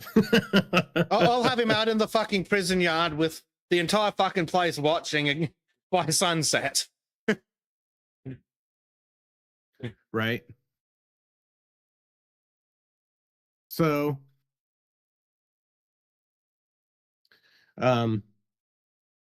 this is from the East Idaho News, which is one of the better news sites in Idaho. But they're taking from the Statesman, which is a shitty news site. Anyhow, a group of protesters made its way to the doors of a Boise engineering firm on Tuesday with a petition. Its message asking the engineers to stop designing a firing squad chamber for the state of Idaho to execute death row prisoners. But the building's doors were firmly locked and no one answered the knocking, which good. They don't have, it's a private company. They don't have an obligation to engage with these dipshits. We're here outside the building whose job it is to build this execution chamber, said Abraham Bonowitz, which shouldn't surprise you, executive director of anti-death penalty organization Death Penalty Action. Now, this guy isn't even from Idaho. He's a out-of-state, of course, paid protester and agitator. Jewish family in New York City. What do you know? Oh, what a shock. Oy vey, our tunnels. And our question has to be, would you be building the cross they hung Jesus on? Like, well we know Jesus Abraham didn't Bonowitz would so be. what's your fucking point? Yeah, Right, that's right. also fucking rich. You're a Jew. Shut the fuck up. Yeah. God. And like, I really hate these out-of-state people coming to Idaho and trying to subvert the will of the Idaho people, because ostensibly that's what this law represents. We elect our congressmen, and our congressmen, you know, vicariously they advance the will of the people, and the will of the people say, we want death penalties. We're tired of this bullshit. We're tired of this life in prison nonsense. We want people to suffer the consequences because we're tired of the victims of these crimes being shat upon by the justice system. Advocates say they have identified 3 companies: the engineering firm Cator Ruma, Utah-based Oakland Construction, and Indiana-based Elevatus Architecture, that have been contracted to redesign and modify an Idaho Direction DOC unit so it can be used as a firing squad chamber. Now, the one thing I don't agree with this is getting out-of-state people to come in and do this shit. We should have plenty of in-state resources to do that. I mean, Christ, we were the home of Morrison Knudsen. I mean, and Hewlett-Packard. This shit really isn't that difficult. I've seen those really big fucking like 1 and 2 ton sandbags you fuckers use to build military outposts in an afternoon. Get like 3 or 4 of those, put them in the fucking yard, drag the cunt out, offer him a cigarette and a blindfold, and shoot him. Right? Yeah. I mean, shit, if a YouTuber can rig up a gun to fire at a specific point every time, then there's no reason why our people couldn't do it. I mean, shit, I'll do it the old-fashioned way. If he's a fucking pedo, let's fucking roll. Right? I mean, breaking on the wheel is the true way that they should be handled. Yeah, but I'm lazy. Just that lay sounds there like far too much effort. Well, but you only need one person to do it. So we need to reinstate the position of official executioner. I volunteer as we tribute. need to have a hooded person pulling the switch or whatever. So anyhow, I'll finish the part of the article here. So Kataruma did not respond to the Statesman's request for comment or interview, nor should they, because a Statesman's a fucking blue-haired lesbian rag. The protest organized by National Anti-Death Penalty Organization, Death Penalty Action, and Worth Rise was attended mostly by local faith leaders and members. 50 religious leaders, the majority from Idaho, so not even all from Idaho, signed the petition that they not attempted even to deliver. most. Who gives a fuck what people outside of Idaho think? The majority from Idaho. It should be all from Idaho. Like, I can't even begin to explain how little of a fuck I give about someone from Washington or Oregon or Montana or Utah. Dave, you've got to see this. I'm just going to steal the screen for a moment. Christ. Yeah, do it. So I'm just going to go back to my screen. Meet the team at Worth Rises. Woman, Indian woman, black woman, suspicious beard, random Asian dude, Jew, woman Jew, ham beast. Yeah. Yeah. Nobody in Idaho should give a single solitary fuck what any one of these idiots think. Yeah. Our Just- team. Oh, well, End of let's have a look story. at their board. Yes. Yeah. Yes. Oh, hey, it's Timu Tariq Nasheed. Wonder if he's talking about being buck broken today. Mm-hmm. Jesus Christ. And we've got, And the we've got forehead on that Somalian bitch. just for the hell of it, by the looks of it. And Good Sam God. Jacobs, unknown, so he's like the Yeah. procurer of little kids for this organization. Right. No titles, just resident soy bitch. Yeah. Yeah. Absolutely. Director nonsense. So again- constructing our future. The fuck kind of bullshit cocksucking horse Oh, look. hair is this? They're based out of New York. Of course Good they are. lord. You couldn't a lot of fucking these- predict this shit better if you tried.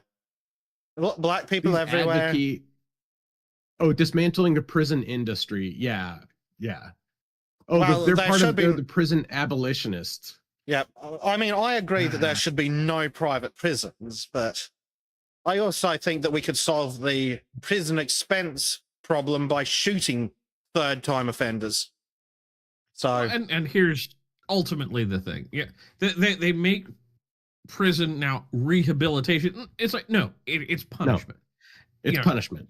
You should be in there for a relatively short period of time with absolutely no comfort.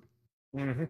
Yeah. Well, the And I but- agree. you should Holy. the goal of And- prison should be to rehabilitate them. Because if you don't believe they can be rehabilitated, just shoot them. yeah. Well, I don't think there's an in-between. I see. Actually, No, there is. I So flatly reject that notion that prison is about rehabilitation. The only rehabilitation that should happen in prison is reflection on one's own actions while they're suffering the prison punishment. Yeah, that's It my should point, be. though. It shouldn't be that we're giving them all these gay programs and we're trying to help them along and give them social blah blah blah. Like, no, you're sitting in a fucking stone room with bars on it to reflect on what you did. You've just subscribed a whole lot of shit to what I said that I didn't mean. Yeah, no, but I'm But not saying. that's- But I mean, They should be Common punished. knowledge and understanding. They should be punished in such a manner that it promotes them not offending again. And I'm not entirely sure what the correct way of that is, but it should actually be punishment. And like, if there's a fucking hot GED that's needed to help, sure, fuck it, throw that in. But Right. otherwise, if we don't think that putting them away for 5 years is going to make them not offend again when they get out, done with it. And Well, I'll go further step then, because what should happen is it's like you go, you serve your time, and then unless it is a violent crime, something where it's let's excuse let's exclude rape from this because that should just be summary execution. It should be more along the lines of, did you beat the shit out of somebody? Oh no, it was just a bar fight. Okay, whatever. That's not a violent crime. That's just two people getting into it. But most crimes, it's like you go in, you serve that time, and then you should be able to reintegrate with society, not this, parole hell that some people get caught in for decades. It should just be, okay, you're done. Okay, do you need assistance finding a job? We will help someone get you skills, and maybe that should be part of the prison thing, like the GED, or you'll learn to be a plumber, some shit like that. And then once you're done, and if you reoffend, well, now it's going to be harsher. You reoffend a third time, you're out. But don't create these cycles that trap people in the system, because it's like, I can't. What's the movie, Shawshank Redemption or something, where, the one guy who's been in there for decades finally gets out, and then he commits suicide. Yeah, and that's it's like Shawshank. And it's like, that's what we're setting people up for. Either they go back to jail or they have fucked up, rather than here's your correction, move on. It's not going to be there as a thing to hang over your head for all eternity, unless you are a complete piece of shit, and then you probably shouldn't have made it outside of the prison walls. Prison jail, yeah. Prison cemetery, yes. Walls, no. Now, and I'm an advocate for the punishment should fit the crime. If someone steals something, they don't deserve life in prison unless they keep doing it. Unless they've proven themselves to, you go in for 5 years, you go in the can for 5 years. If you come out and you haven't learned, hey, I shouldn't do that, then you go back in. I'm a huge fan of the 3 strikes, or 1 strike if you're doing, or I'll even say, I'll even be generous and extend the 3 strikes to violent criminals too. Although I think violent criminals should spend more time in prison. But if you hold up a grocery store or convenience store and you go in for 10 years and come out and do it again, there's no reason for you to be free on the fucking streets ever again. Yep. Right. Like, especially if now, they whether that are legitimately in poverty, it's like, okay, cool, we'll give you 1 chance after prison. But if they do it multiple times, or they hurt people in the progress, straight out back. Yeah. Like, and the 22-time felons, like the guy who murdered Irina Zarutska, the guys that murder numerous people every day. And in all honesty, it follows a Pareto principle. It really is a minority of the people doing a vast majority of the crime, which is what the prison system is meant to be. You take those people that are committing the crime, remove them from society so that society can function properly, so that we can have a polite society without having to worry about the threat of some jackass, randomly accosting you. Some guy stabbing you in the neck on the train because he's having mental distress. I mean, there was a crime here in Idaho. I think it was a bit more than a decade ago. But African migrant stormed a child's birthday party and stabbed a bunch of kids. He stabbed a 3-year-old girl in the face. He stabbed the mom. He killed a whole bunch of people, 5 or 6 people in this birthday party, and wounded 10 others. And he spent so much time being evaluated for his mental fitness to stand for prosecution, to stand for trial. Like, is he fit to stand trial? He should have been done twice in the back of the fucking head in the gutter on the spot. Right. Like, he was fit enough to do the crime. I believe that means he's fit enough to face prosecution for the crime. Yeah. And like, if part of this whole cracking down extremely harshly on crime does include more mental health supports. because a lot of these people who are committing these violent crimes could have been put into asylums for treatment years beforehand. And that's the only way to stop them from becoming these violent criminals. They need to be taken, and if they've proven that they cannot look after their own mental health, they need to be put somewhere where the government will look after their mental health. Because the alternative is letting them roam free and kill people. So there are three options. Leave them unattended to murder innocent women on the train, put them in asylums, or shoot them. I'll give the leftists the choice of anything except the first one. The leftists can choose asylums or executions. Which one do you prefer? Like, grind them up into fucking fertilizer as far as I care. Yeah. You know? So, anyhow, I'll finish up with this article and then we can move on to something else. So we covered those dickheads. Protesters spoke at a gathering about how the death penalty was particularly relevant to Christians in the lead up to Easter, which is Sunday. Jan Powell, a member of Idahoans Against the Death Penalty, said her Catholic faith taught her to believe in the dignity and sanctity of human life.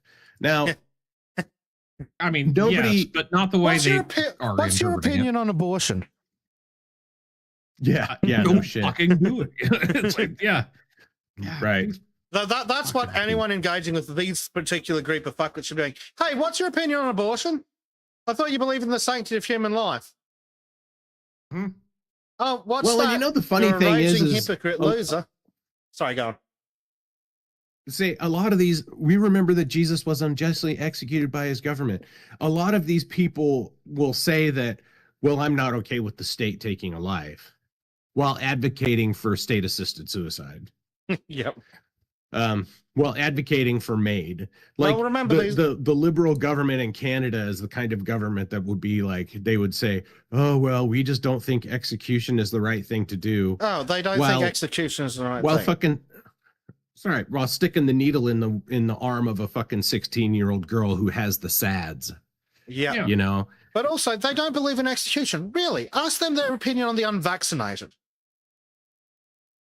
right. Yeah, no shit. No shit. As long as our legal system is capable of making mistakes, our legal system must not be entrusted with the power to kill. See, just she said, she made my point in the exact next sentence. We don't think the legal system should be, well, I don't think the medical establishment should be entrusted with the power to kill either, because they make far more mistakes than the legal system does. Also in attendance was Randy Gardner, whose brother was the last person to be executed by firing squad in Utah in 2010. Gardner said the autopsy showed that all 4 of the firing squad members were off-center with their shots that killed his brother. But it killed him. But he died. Yeah. Like, what about the victims?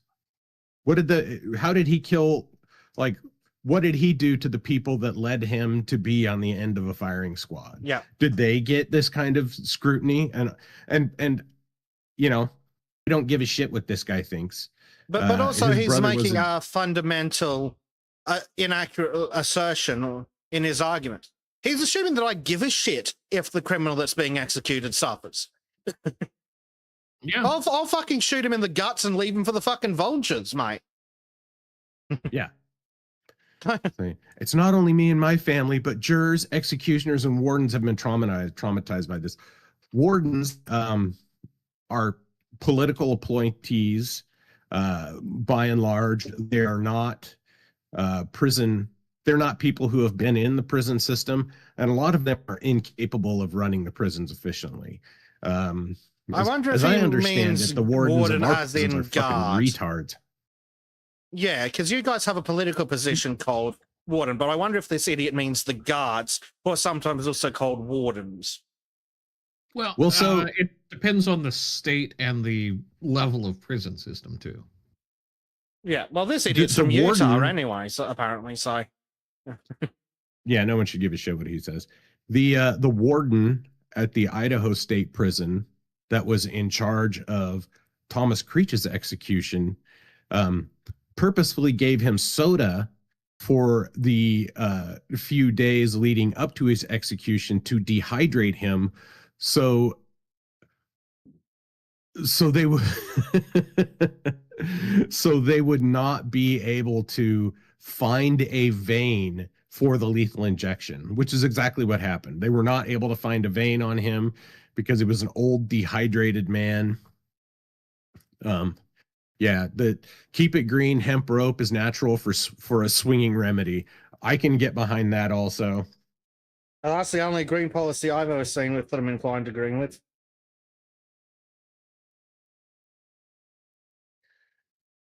Uh, Celia Chaplin, Chief Advocacy Officer at Worth Rises, told the Statesman that she has seen emails between contractors discussing the details of the firing squad chamber.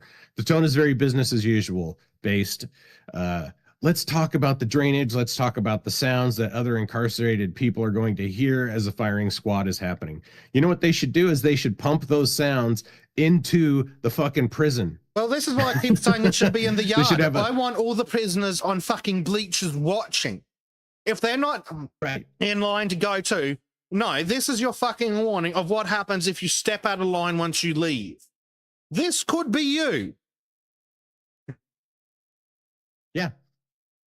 Well, this is a good line. They would like a floor drain in the execution room, of course.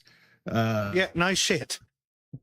It's okay if they have to mop squeegee liquids to the drain. Sloping the floor would not be cost effective. Yeah, based. Groups held a similar protest outside of Oakland Construction in Salt Lake City on Monday. The law making the firing squad the primary means of execution will go into effect on July 1st. Idaho has not executed anyone since 2012.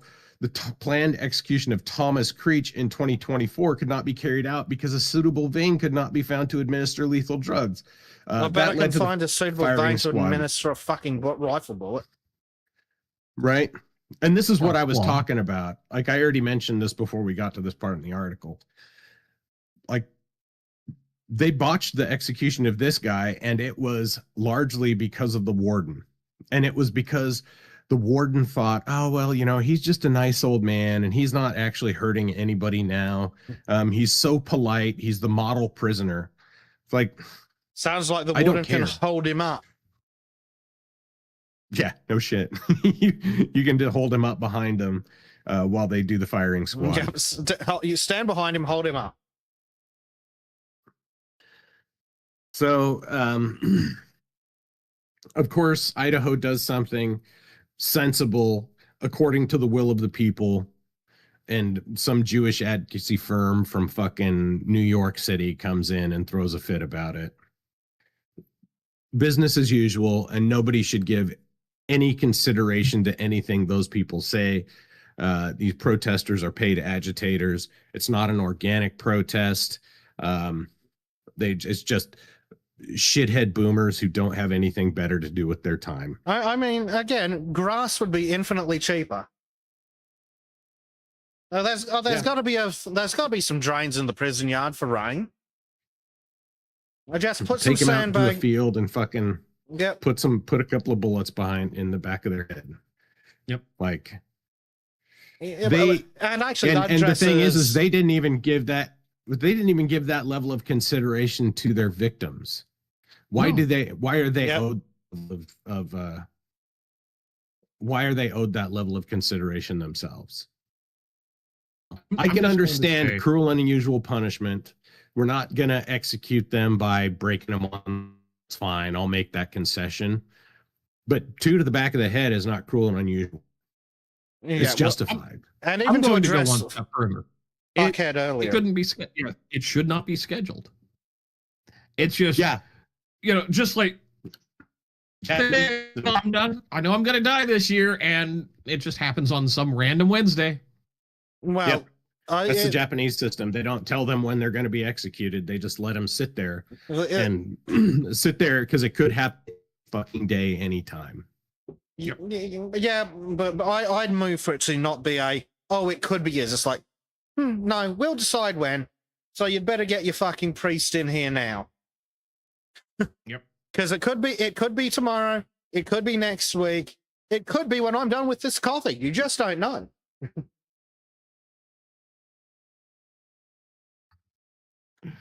So Yeah.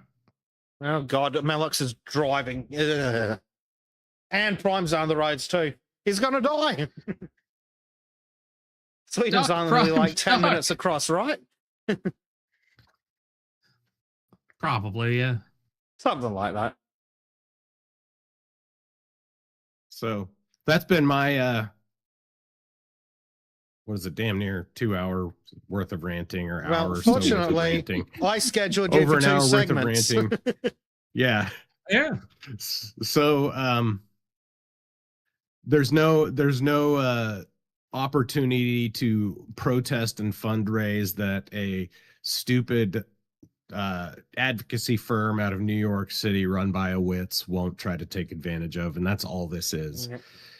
And again, people should treat them with that same understanding that these people, no profiting from executions, no profiting from protesting, no profiting from Yeah. protesting. I think that's more important. Isn't it Protests interesting should be how organic. Isn't it interesting how they always seem to have professionally printed signs?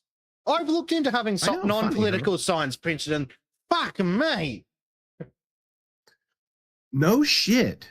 No shit. Yep. Like, I've been looking at a lot of stuff like that recently because I want to do more to find my missing cat. And it's just fucking expensive. It's like I was telling the boys before the stream. I was looking at getting some posters laminated, and it's just going to be fucking cheaper for me to buy a laminator myself than it is for me to take them and to outsource it to like FedEx or UPS. It's more cost effective for me to just buy one. Mm-hmm. And these people are getting professional signs. And you can see here they're dragging fucking children into it as well, which of course they are because they have stupid parents. Stupid women dragging their children out. Nobody should pay any attention to these idiots. And, you know, thankfully, for the most part, the most of people in Idaho don't give a shit about these people. They don't pay any attention to them. And thankfully, our legislature has not been paying attention to them either. So that's me. That's my two things. First off, Pam Bondi's out. Yay. She was ineffective and stupid. And people in Idaho are spurging out.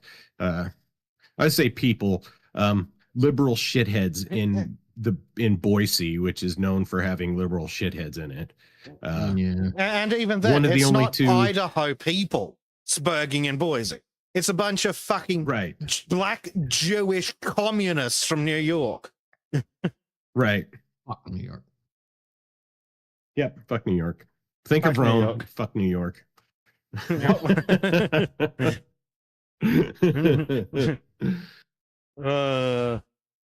So I'll put this in your capable hands to hand it off where you want to take it, Bez. Cool. So, I believe we are going to go over to Mr. Bleachy. If you're ready, I am unwilling. I mean, able. All right. We should have you up on the screen, Bleach. Alrighty. Well, so this is, I would say, this is kind of my conspiracy theory, more or less. And I don't know. If you were here with the subscriber hangout, this is the first voiced this conspiracy that I have. And yeah, we'll just dive into it.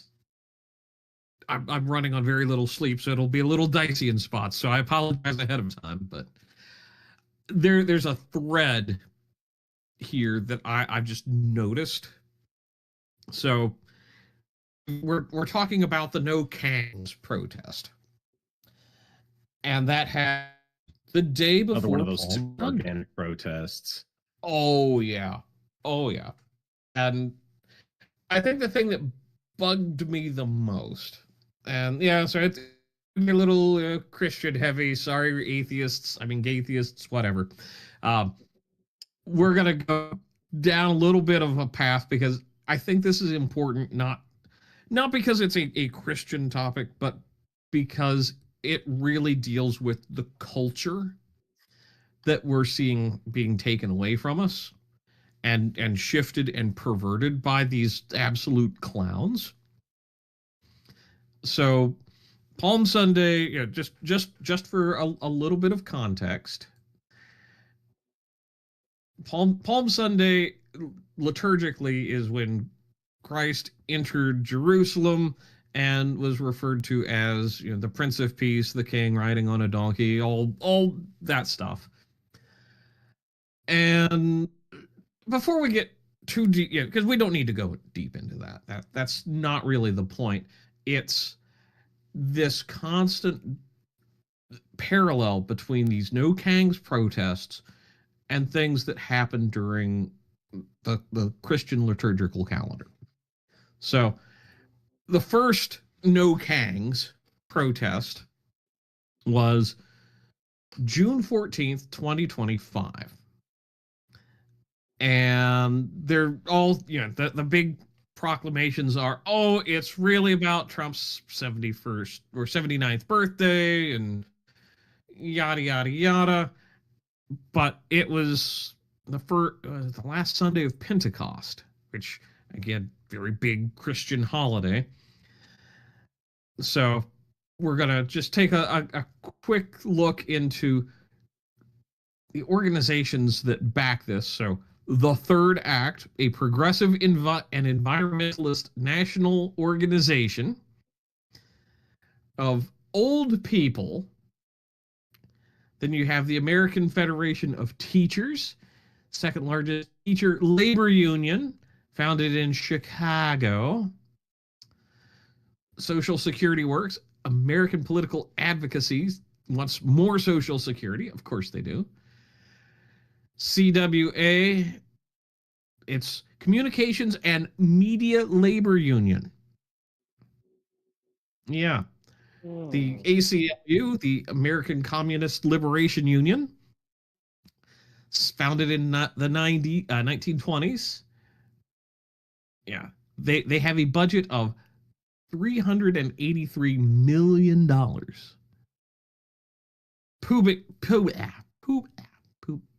Pubic citizen. There we go. I'll just stick with that because it's public. American nonprofit progressive consumer rights and advocacy group based in DC. And then Move On, which was, everybody thinks of it as the petition webpage.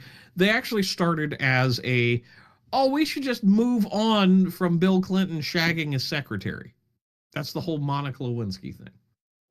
So there you go. There's kind of the background. And what really got me thinking, though, not the June 14th, the one in Pentecost, it was the Saturday before Palm Sunday, the March 28th rally. And it's like they're spurring out about every damn thing. But we don't need to go into the boilerplate. But this is their website. In America, we have no kings. Masked secret police terrorizing our communities. An illegal catastrophic war putting up blah blah blah. I'm sorry. Secret police, everyone knows who they are, and they're only going after people who have deportation orders. What the fuck? And they're only masked because they know what you psychos are going to do if they don't. Yeah. Well, yeah, they totally neglect or they totally ignore the fact that the only reason these guys are masked is because they were tired of their families getting doxxed and harassed. Yeah. It's because they were tired of crazy communists fucking harassing them. I mean, I do think that these guys should have like a fucking little Velcro barcode or ID number that's completely meaningless to public stuck on the back of their fucking vest, just in case something does go wrong for later. But yeah, it's entirely reasonable to not want your face out there when you've got rabid fucking leftist terrorists running around. I mean, they've taken fucking, 3 cracks at the fucking president? got more fucking yeah. security than the Right. average ICE operative. Yep. These people are dangerous psychopaths. I'm just gonna start, saying that. So let's see. The two things on this absolute dog shit stuff is there what's next, and it's like, Terrorism. oh, yes, but they're doing May Day. They're going to go for is a well-known communist holiday. Huh. So yeah, that goes. Originally, it was kind of a spring celebration, predominantly in German countries and most of Western Europe, actually. And then it got co-opted as some sort of national labor movement, global labor movement bullshit. So that's why you hear celebrations. It's really communists. So, Well, isn't that what May Day was? not originally, but that's what it became. Originally, it was this big spring celebration, and that's where you get maypoles. It has all been that. communist for a long fucking time, though. Yeah, most Yeah. of the 20th century. Mhm. So, and that they're like, oh, eyes on ice, train the trainer, immigrants' rights things. So You're an immigrant. You There- have no there is- rights. Shut up and get out. there is a part of me gonna lie that's like, maybe I should go in and record this shit, make a segment, but that's a lot of work, and these people make me mad, and I'm kind of lazy when it comes to people that make me mad. So You So kind of also look contin- more like my fucking avatar than I do, so you might stand out. yeah, if I leave the pith helmet at home, Well, you probably can't wear the fucking German leather helmet either. damn it, I'll just wear a Soviet palatka. See, that'll probably go That- over fine. Yeah, big red star in the center, Yeah. So this is so there was a big like, oh well, no kings, blah blah blah, and again, they always are talking about how good and moral they are. So again, I've just culled out a few little bits and pieces because I could go on forever, and admittedly, it's a little bit of a shaky conspiracy theory, but I feel like there's something there about the whole perversion of Christian society, meaning Western culture, people are trying to do, and that pisses me the fuck off. Well, of course they are. It's in a large part Christian culture that insulates what little of the West remains from this. Exactly. And we've got some bullshit. This guy is like, as a Christian minister and theologian, I've participated in numerous demonstrations over the year against apartheid, nuclear proliferation, racial injustice, AIDS, economic iniquities, and rising autocracy. So he's been on the But wrong now- side of every issue for the last 60 Yes. years. Yes. Good to know. And it's a lot of cherry picking, and then it's like I'm sorry, Jesus loves the immigrant, and I was a refugee when you took me in. Notice that is a bit edited, and I should have gotten the original text, and I probably could go just lean over, grab the Bible, and pick that up. Yeah, let me just come But- into your country and that's- tell you how it should be run. Right. Well, I mean, hell, it's not even come into my country. It's these people want to abdicate entirely their moral responsibility to the things that are important bedrock for humanity. I mean, it's just I'm sorry. I'm very, very of them taking biblical quotes and just absolutely breaking the shit out of any meaning. So this is the part that I wanted to hit on with this. So, nonviolence rooted in love. And it's like, oh, yes, our strength lies not in domination, but in compassion. That doesn't, yeah, compassion is not a suicide pact. It's just not. A faithful defense of separation of church and state. Christians should be the first to defend the wall between religion. No, I'm sorry. There's been this big, bullshit of, well, don't bring your Christian faith into the public sphere. It's like Muslims do it, Hindus do it, atheists do it. I'm capital A atheist. Like, why is it bad for Christians to do this? So, a spirit of diversity. For Christians, the body of Christ is a glorious plural. It's like, I don't know where they're pulling that out of other than their ass. It's just like, no, sorry. Yeah. The spirit of diversity. No, it's like the West is made up of many cultures and parts. Fuck off. Humor, art, and joy. Joy is our resistance. We sing and dance and laugh in the streets, not to trivialize our struggle, but to testify that fear will have no final word. What? I'm sorry. What the fuck? Scriptural imagination. The incoherent babbling is what that sounds like. Yeah. Last weekend's images of frogs and clowns counter spoofs the U.S. president's depiction of dropping poop on protesters. They are examples of holy humor in service to prophetic action. What?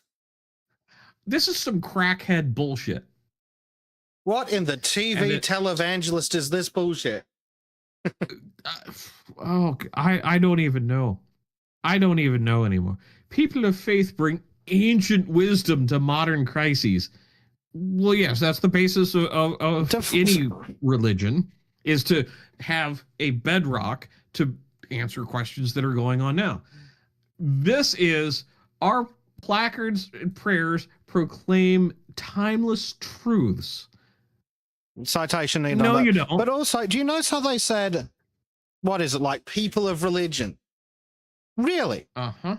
Must be a very good fucking Christian if you think that the Hindus, the Buddhists, the Muslims, the Jews, the fucking both kinds of Japanese religion, whatever the fuck the Greeks were up to 3,000 years ago, and the fucking druids in the fucking forests of fucking Scotland or whatever, or no, Germany. And the fucking modern day frigging, what are they now? Fucking, just the fucking hippie crazy ladies that run around in the woods with the fucking pistols. Oh, the Wiccans. Yes. Yeah, the wicked weirdos. What's the other? Yeah, the assorted kinds of pagan. Yeah, the pagans bring fucking wisdom to the table, do they? And this is the Christian case for no king's protests. Doesn't sound a lot like they are. Oh, you know what? That's interesting. How I haven't heard a single fucking reference. Yes. Dave, you were saying? Sorry, Jesus is the King of Kings. Like Christ is king.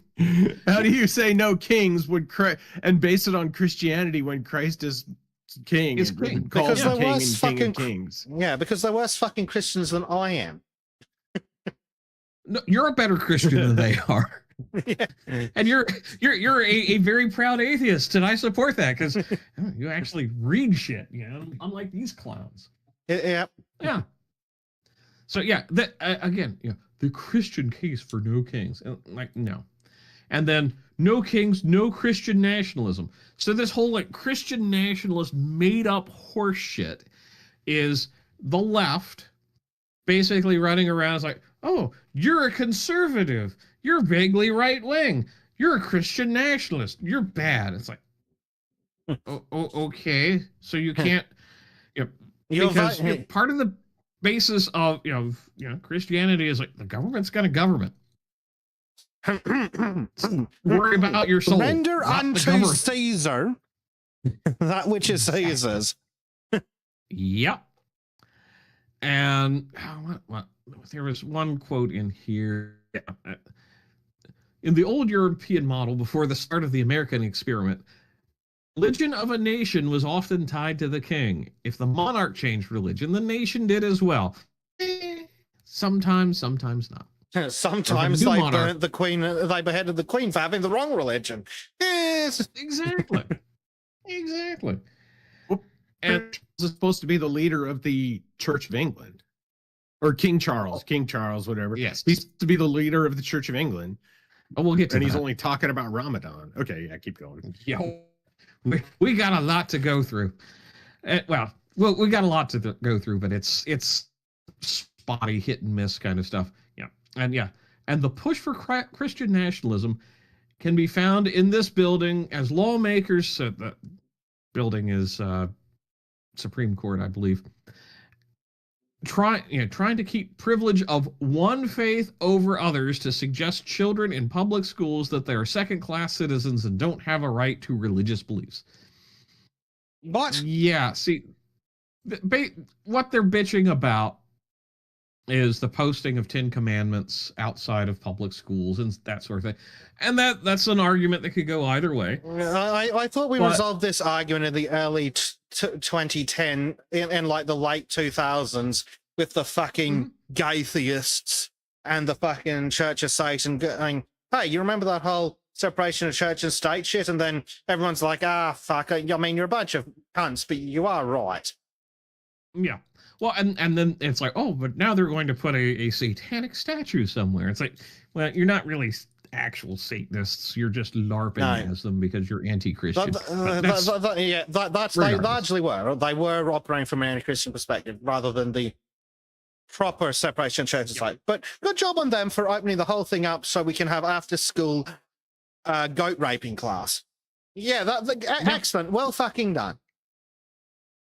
I mean, these people are they don't really know what they're doing, and these complicit, I would say small C Christians, just are like, yeah, they're going along because it's political to them, because they've made politics into a religion, and they're hiding behind the facade of Christianity. Mm-hmm. So, to back this up, I have this from quote unquote the Christian left.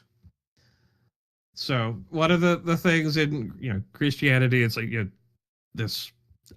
a servant, so you wash other people's feet. Then you get this absolutely smug ass motherfucking queer. That's Connor Tomlinson. I said smug ass. Yeah. And queer. Yeah, I mean, this is about a humiliation ritual. It is. And then Faithful America, International Transgender Day of Invisibility. God, I wish we didn't have to look at them. I oppose the transgender visibility because I don't want to see these ugly fucking freaks. and it's like, oh, protect trans lives. It's a Christian value. Fucking where? Well, what part of any part of the New Testament was go along with whatever daft shit they believe in because it might hurt their feelings if they fucking don't? They clearly missed out on the part where it says, go and sin no more. I mean, these people have truly gone from... I'm going to prove that I am a better Christian than they are. Thou shalt make no cuttings of the skin. Well done. Well done. And then we have this Canadian, so you're welcome. The nudist pastor. This is my image of Christ print called Neither. No, fuck off. Yep. I do like the one comment. You're definitely Jewish. And so this is the Interfaith Alliance, and that's something to touch on later, but Yeah. That's This an rabbi loves interesting immigrants. logo they have there, isn't it? Oh, yes. Oh, yes. Very, very global. Very compliant. Yes. So, yeah. And then this is the same group. What else brought faith to no kings on Saturday? I brought my faith brought me here. Proud ally. I'm proud, huh? And this fucking shirt. Cast down the mighty, send the rich away. No, there's no part of the Bible where that comes in. No, that's just made up horseshit. Mm-hmm. But also, you're a proud ally, you say, with a cross on your shirt. Mm-hmm. That's awfully prideful of you. That also, I would say, a bit blasphemous. But yeah. And then, just another church lady against Christofascism. Well, that's a made-up word.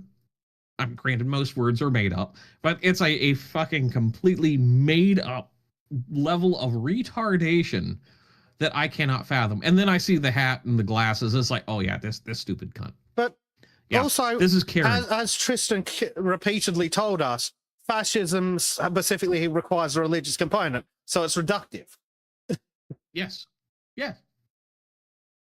It is absolutely reductive.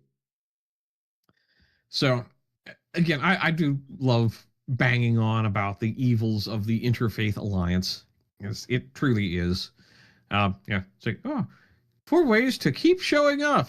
Get trained in non-violent faithful resistance. Think local. Choose love, not ice with us at a stupid website. Shop and get in the plan line, to Stan. vote in the midterms. Yeah.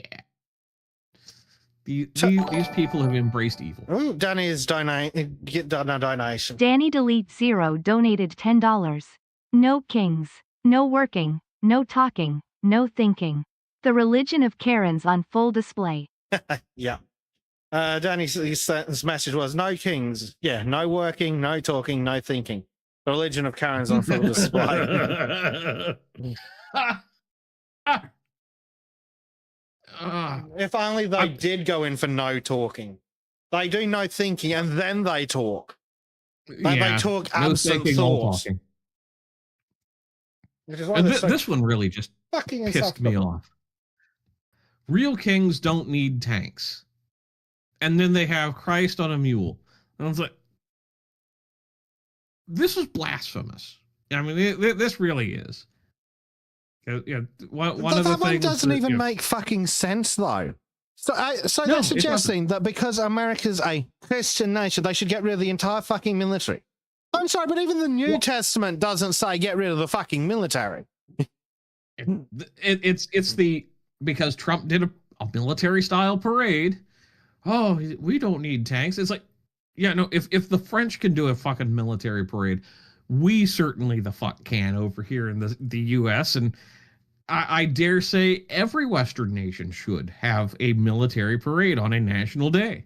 Yes, and they should march in time. Yes, because if they don't, they look like a bunch of soft little pussies compared to the Chinese who can actually fucking march in a straight line.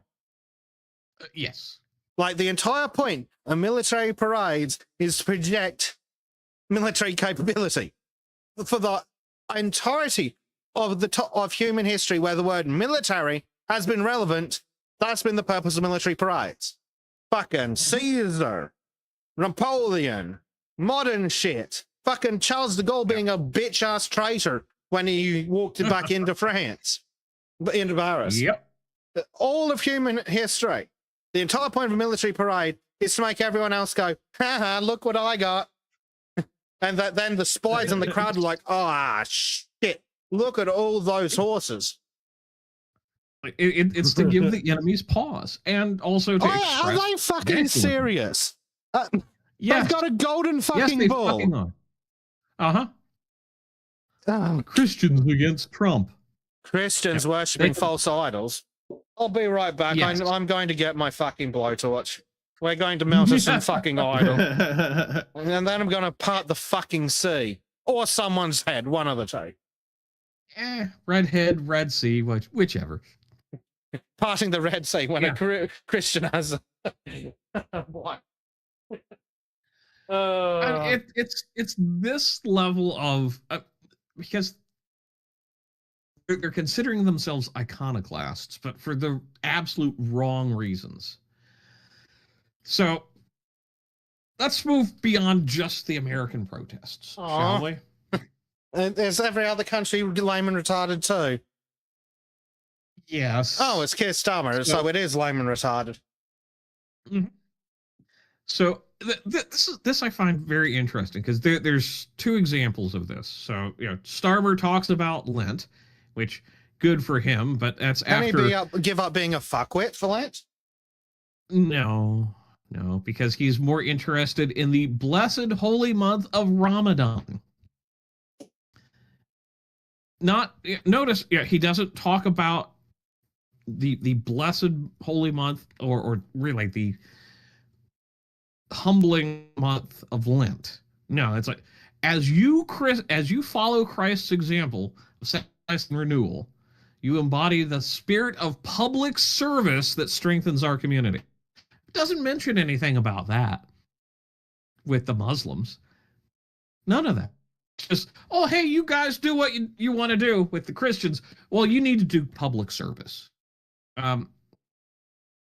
Well, yes, but that's not for a secular leader. That's for your for you to do because it's the right thing, not to be dictated on by a secular authority.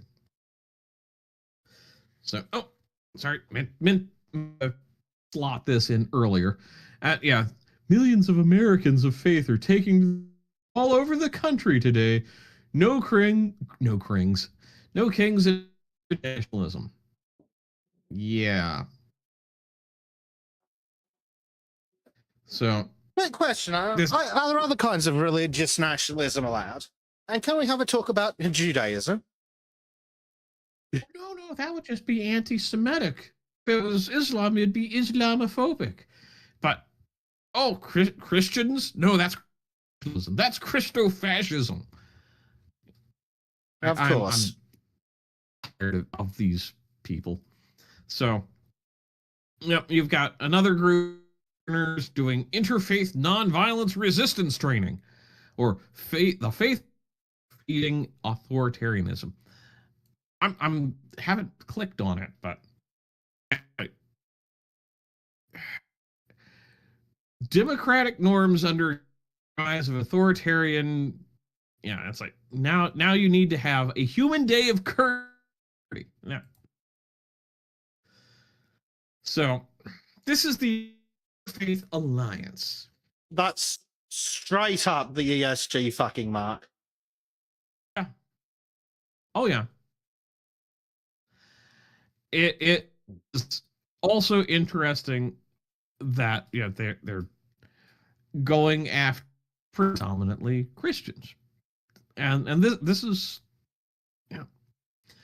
there are a lot of dumb Christians out there that take things too far, and we're completely oppressed at all times. No, but there is a constant drumbeat that Christianity seems to be the target. I'm just going to leave it at the target of a lot of these people, because it really, I think, pushes individual accountability, and that's the bedrock of Western cultures, as we all know. I'm just repeating what we all know. I'm preaching to the choir here, pun intended. But these people are really, really focused on kind of dismantling any parts of Christianity that are robust and self-defense oriented. So, Founded in 94. So yeah. Uh-huh. Yes. So, So you've got this lovely group of people. including Iqbal Mamdani. Wonder if there's any relation to the mayor of New York. Doubtful, but. And then, yeah, it's like, oh, look. I mean, that might as well just be Wrinklestein. Mm-hmm. Very, very few people that I would consider probably good people in general, just from their photographs. They all look very sketchy. And I'm a judgy bastard, so fuck it. And yes, LGM, it is definitely chaired by a woman. So this is, you know, their take on, you know, oh, and I didn't even catch this until now. Interfaith Alliance achieving democracy together. Fuck your democracy. Yeah. Ooh, hey, I could submit a form.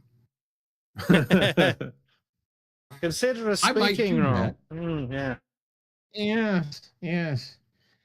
But yeah, it's like this is where I had my bit of conspiracy theory really validated. For It lack of a better really word. does seem like they have specifically chosen this weekend on purpose for these reasons.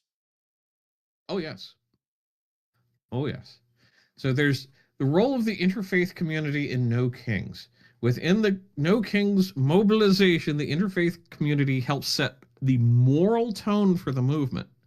When people of different faiths and beliefs stand together in public, we model a pluralistic democracy in practice by invoking the traditions, symbols, and values that guide our communities. We demonstrate that the struggle for democracy is also a moral and spiritual commitment.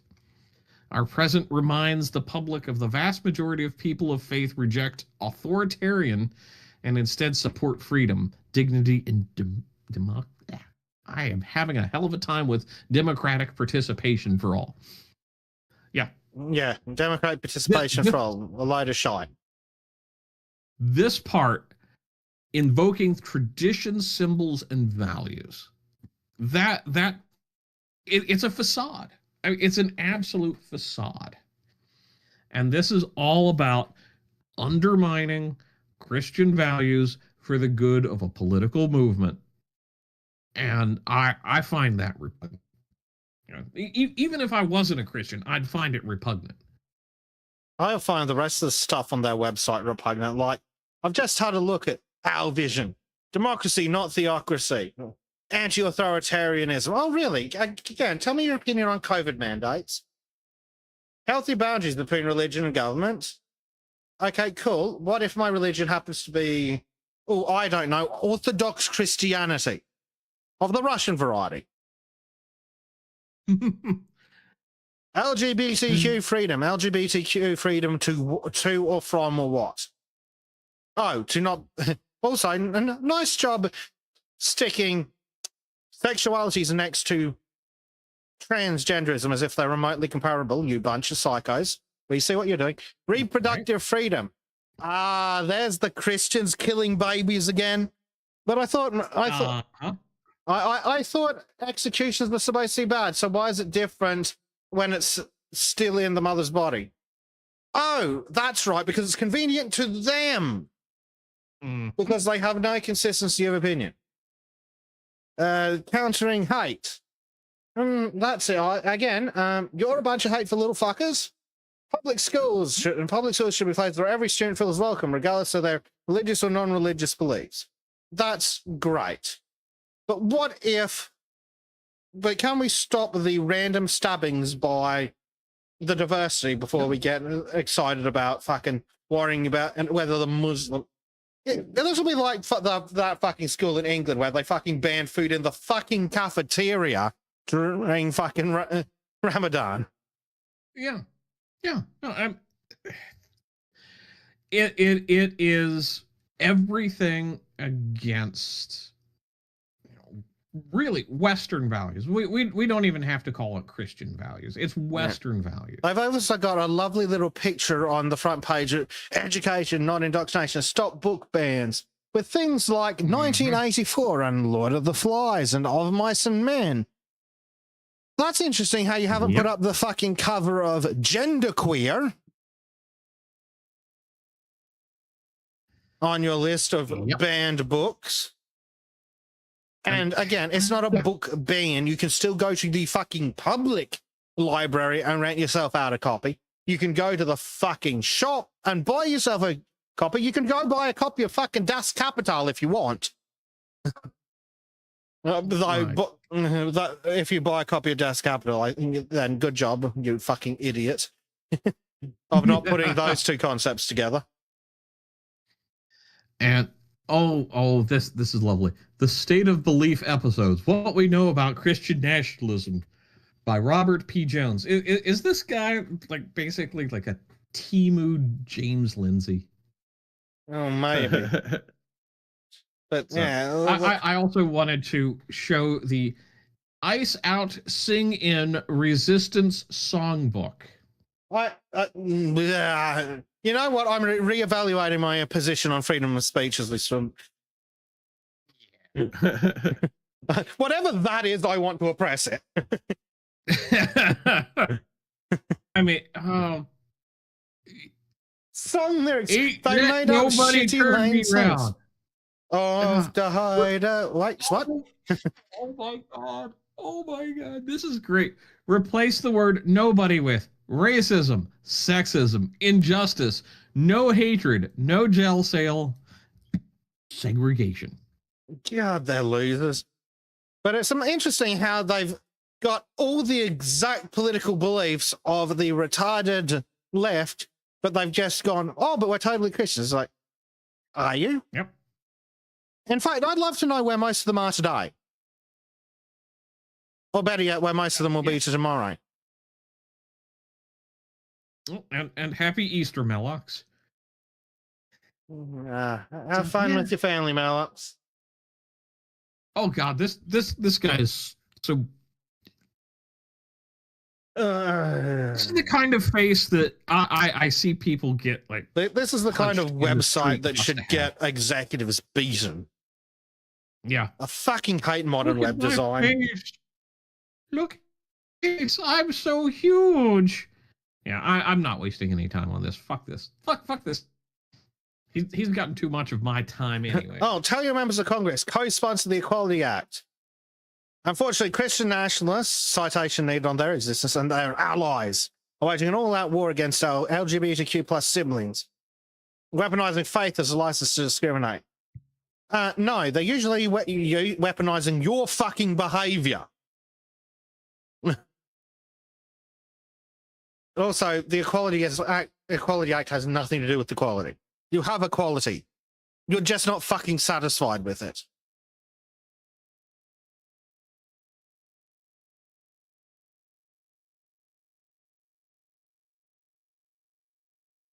Oh, dear. Such lovely fucking people. Yeah, and this goes back to, I mean, this points back to what my protests earlier. It's inorganic. It's funded. It's billionaire funded, a lot of them.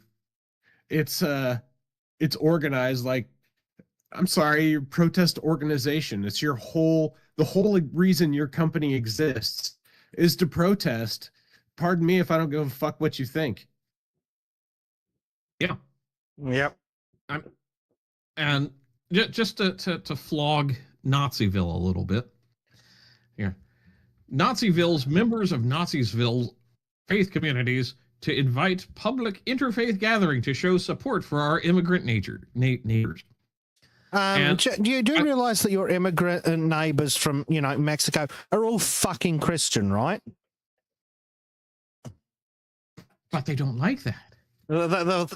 In fact, the Mexican immigrants are more Christian than most American Christians, not putting aside these not Christian psychos. And I looked up the area code for this organization. It's based out of Maine, trying to operate in Virginia. Yeah, lovely. Yeah. So, moving on.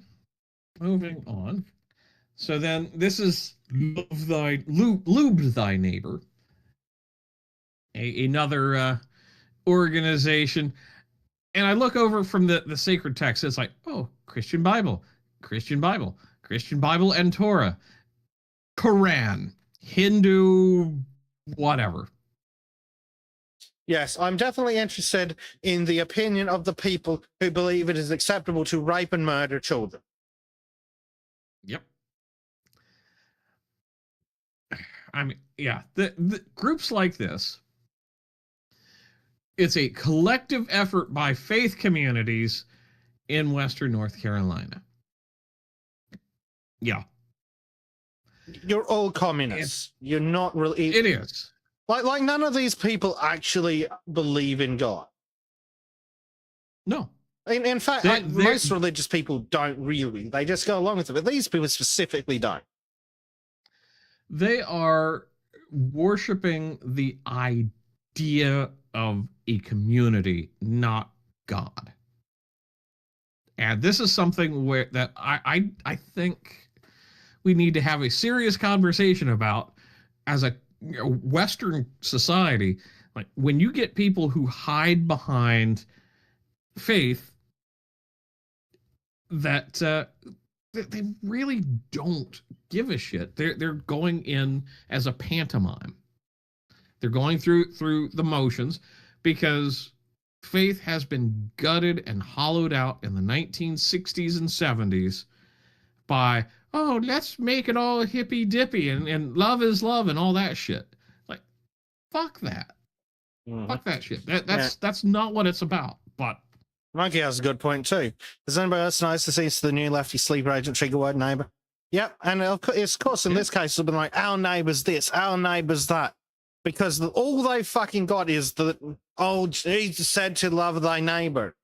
Okay, firstly, your neighbor is not the rampaging hordes of barbarians coming over the fucking hills to kill and enslave you. Secondly, I'm reasonably sure Jesus didn't say, set yourself on fucking fire to keep an immigrant warm. No. Right?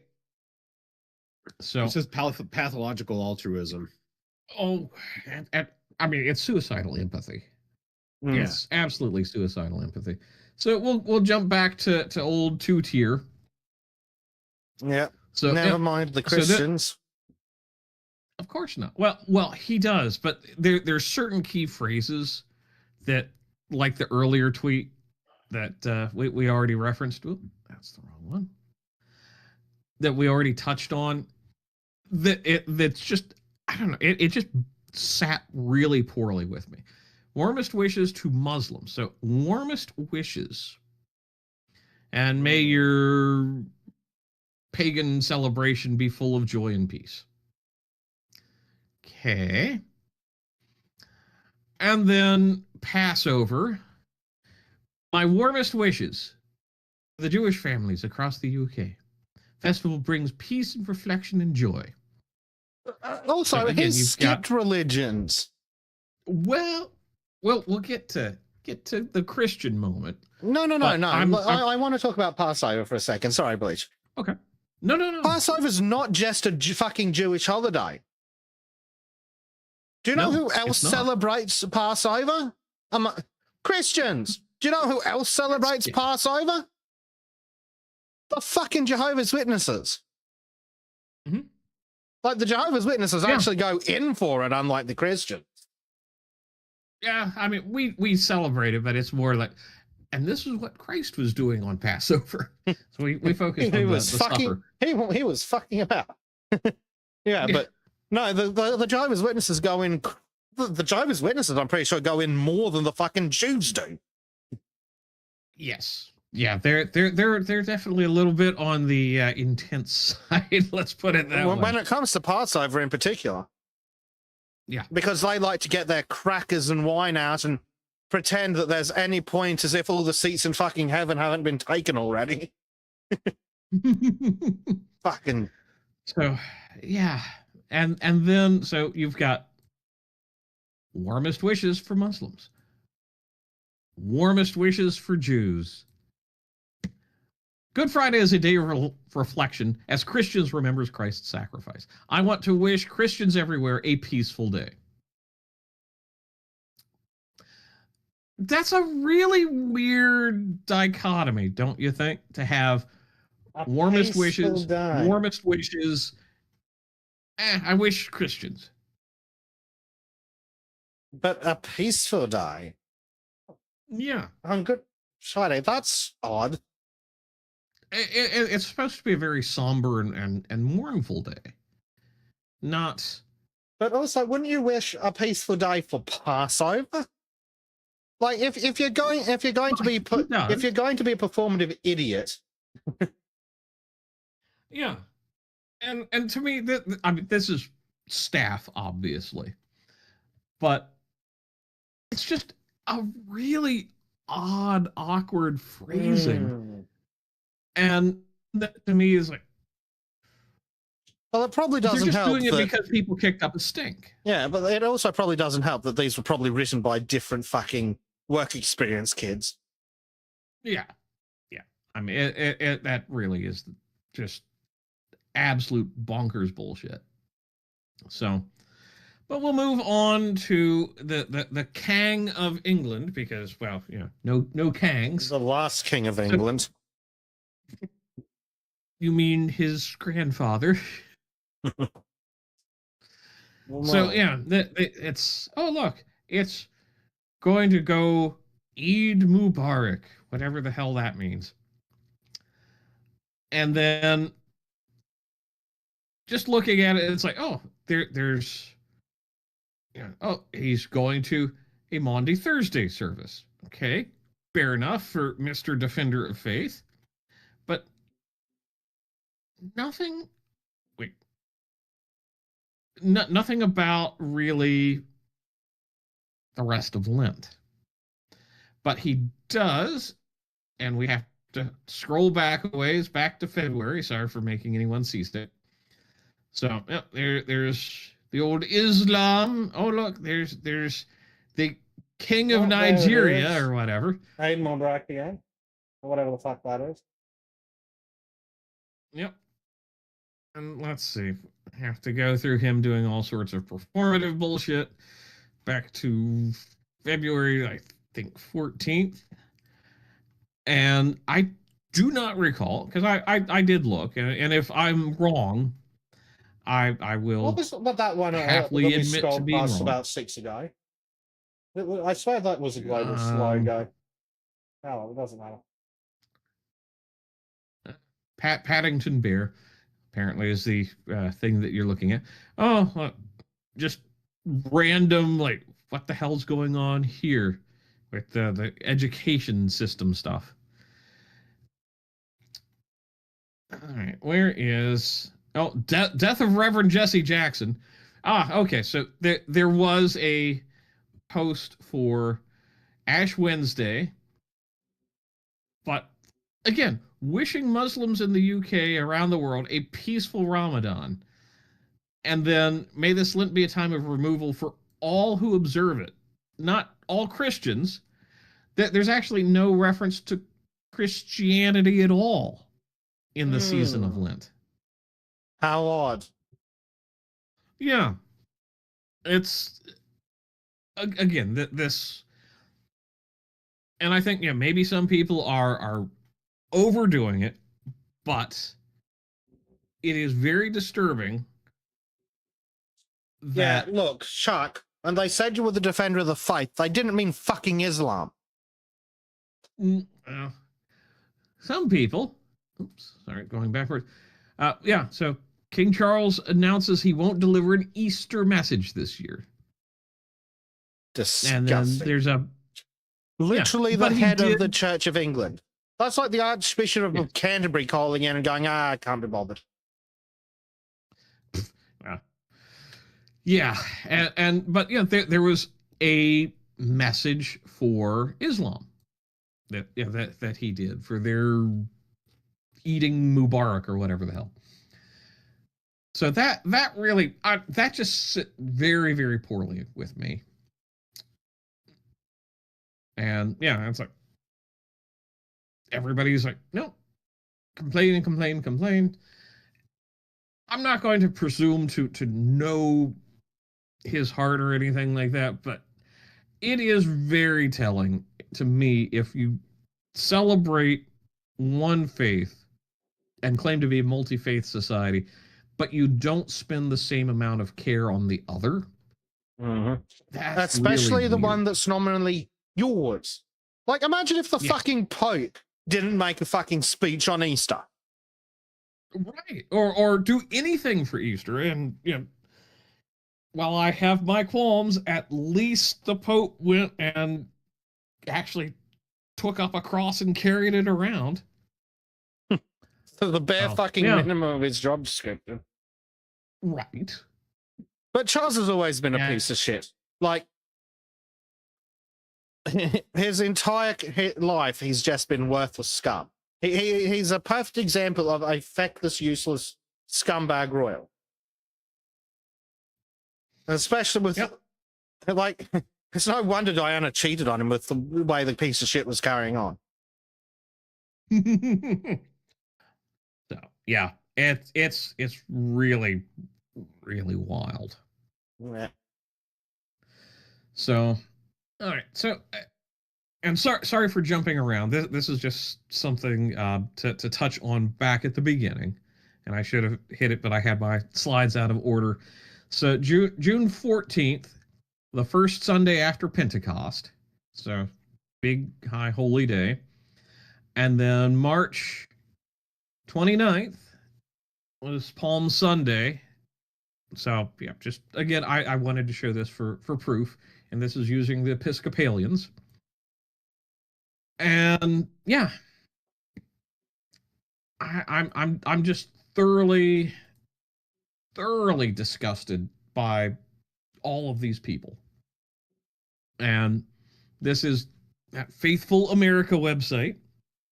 Yeah. This is what faithful resistance looks like. Progressive Christians are rising across America to confronting white Christian nationalism. Also, Oh, yeah. only whites can be nationalists. Oh, that's interesting. Well, we'd better get some of those Christians from the east of Africa and move them directly into New York City. Mm-hmm. Yep. So some of the most on fire. Yep. Let's just let them be completely ignored. Yes. Love thy neighbor, no So- exceptions. Yeah, but they actually have to be your fucking neighbor. Yeah, it's just. Oh, no Amazon for Advent. They're trying to tell people not to buy from Amazon. It's like, if you don't want to buy from Amazon, don't buy from Amazon. I'd like to not have to buy from Amazon, but god damn it, it's cheap. Oh my god. My principles have a price. Oh my god. This is our team from Faithful America. God damn that. Dr. Shannon Fleck. She, her, Oh, and well, pronouns in bio. the third one, it's a she, they. Fucking hell. Also, let's talk about the raging red lipstick on this fucking abomination pretending to be a priest. Okay, I want to know what led the Oklahoma Faith Network. She is not a Christian. She's a advocate LARPing. Just a Reverend. leftist wearing, just a leftist wolf wearing the fucking sheep's clothing. Yeah, Yeah. Oh my god. fucking pronouns in bio. Fucking lock them away. Yep. So, just Also, if we're gonna be Christians, can we talk about that bit in the Bible where it says that women should shut the fuck up? yes. I mean, well, that's why. Yeah, the bishop, the archbishop in LARPing, Sarah Mullally or Mullally or whatever that stupid bitch's name is. Yeah, it's like she has no authority. No authority whatsoever. Yeah. So So today, yesterday, Homeland Security went and did a post about Christianity, about Good Friday, which maybe it's not the best thing, but then you have this disgraced former representative. This is inappropriate. Government accounts should not be posting religious content. This isn't Iran. And it's like, I'm sorry. I know people who voted for that guy, and it was such a disappointment because he went completely off the fucking rails.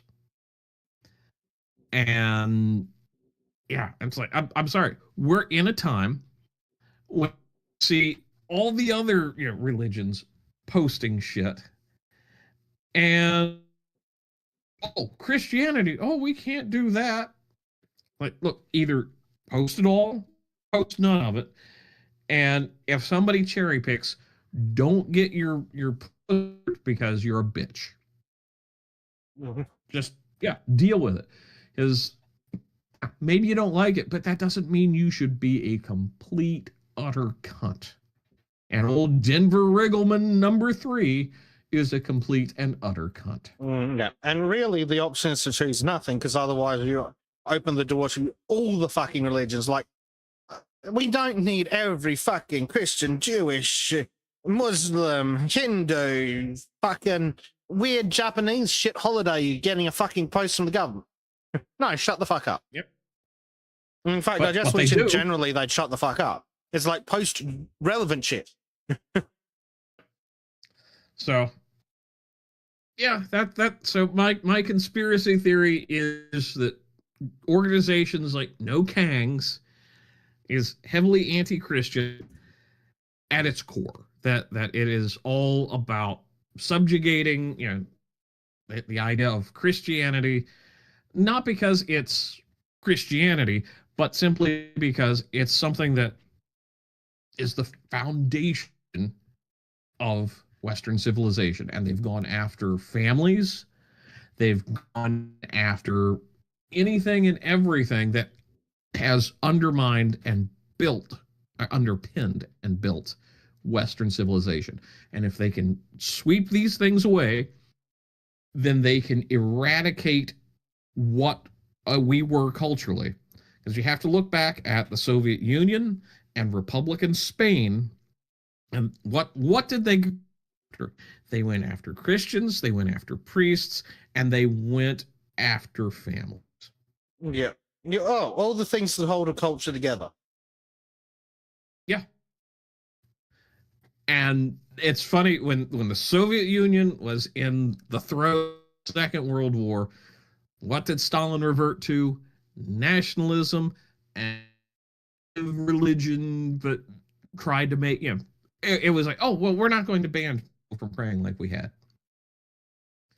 It's amazing what we kind of ignore. Danny's like, communists being anti-Christian, what is this, 1917? Yep. And also kind of, what they think about Christianity more. I've seen what they do for Islam. It's Islam, because it has communist revolutionary roots back into the 60s and 70s with a lot of these organizations. We've already talked about that ad nauseum, including the Muslim Brotherhood. It's like, when you can destroy something that underpins people's self-identity without being atomized, that's why they go after nationalism. It's it's patriotism. That's the only good way. It's like, that's more just like happy pills. And nationalism is a sense of duty. And Orwell was dead wrong when he wrote Notes on Nationalism. I stand by that, and I always will. So I think that will wrap my segment up, because I don't know what else to add other than ramblings of a madman on Easter, which is not a good thing. Oh, dear. Yeah, we did that during my segment. And we proceed to do it Rambling during of a madman. my segment. And welcome to Sultans of Shadilay, rambling of several madmen. We'll get Shimon to talk about his government. Oh, that was spicy. Mm-hmm. Alrighty. So, to round us out, I have 2 weeks to flatten the Bowser. No. Because the government's got themselves a fucking taste of tyranny, and they're not gonna fucking let it go. So, Of course. starting with Australia's fuel rationing plan revealed. $40 reduced fuel cap explained. For the record, at the current price of petrol, that's 17 litres. Which does not fill a jerry can, by the way.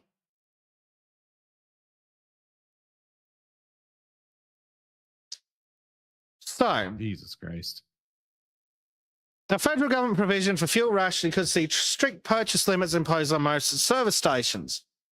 Amid phase of consecutive governments to allow onshore processing of our natural resources, or the Middle East, one of the two. More than record fuel prices have triggered widespread panic buying, resulting in shortages in more than 500 locations across Australia, running out of petrol or diesel.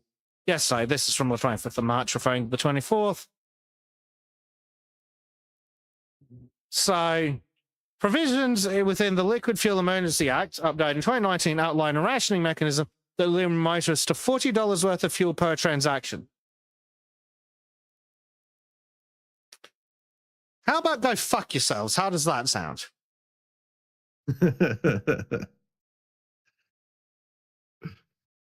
I had to top up my fuel tank the other day. It cost me fucking nearly $100.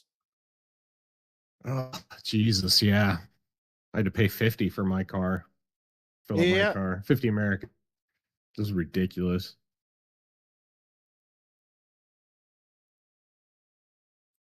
Um, 17 litres. My Corolla, from Marku, this 17 litres. My Corolla has a 45-litre tank. That's not even a week's worth of fuel for me.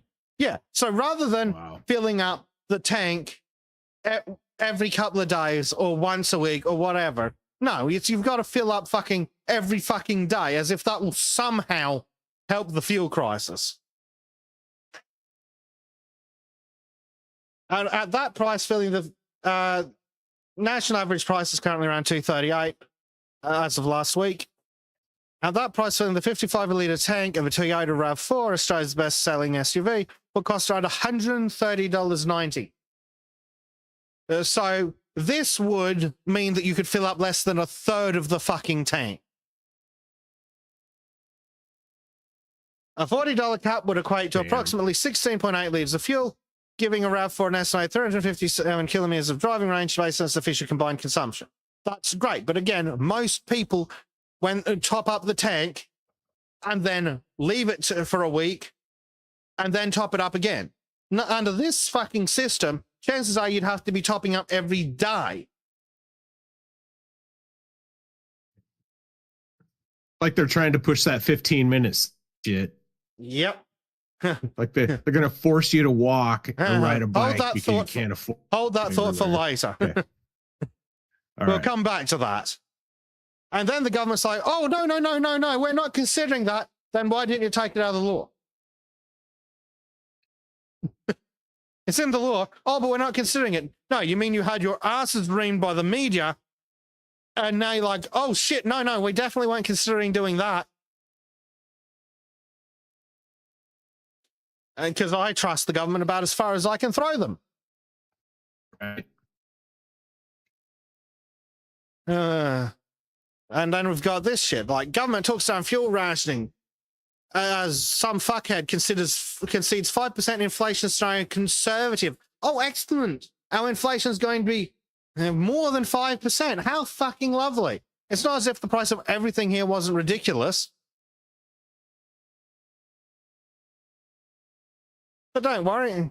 And here we've got the National Fuel Security Plan, which is so completely uselessly vague that they might as well have just gone on a piece of paper and a crayon, gone, lol, go fuck yourself.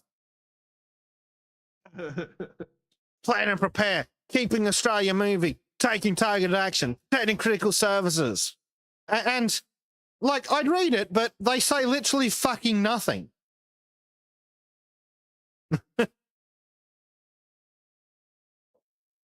Like, legitimately, there's literally nothing of value in all of this, so there's no... Meanwhile, over in New Zealand, they've got much the same shit. But they've got a 4-stage plan like they had for COVID. And then they're like, what you can do, consider combining trips and other modes under stage 2. Regularly check the government's website. Follow our guidance on additional measures to help save fuel day to day. Phase 3. Be confident that ambulances, fire services, hospitals, and food supply chains are covered. Follow any purchase limits. There you go. Purchase limits in New Zealand are on the plans. And then in stage 4, it's like use service stations as directed. Yeah. Yeah, that's great. That's really helpful.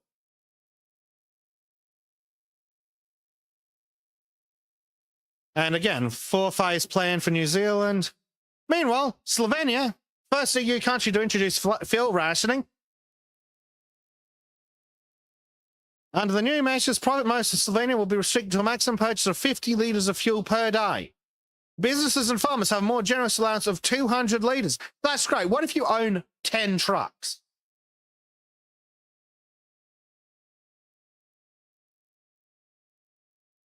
And then it talks about the price of petrol. So what's this? This is from the 24th of March. As of the 24th of March, a price for a litre of Euro Super 95 petrol was 1.8 euros, or £1.56, or 2.09 American dollars. That's California prices. Jesus Christ, dude.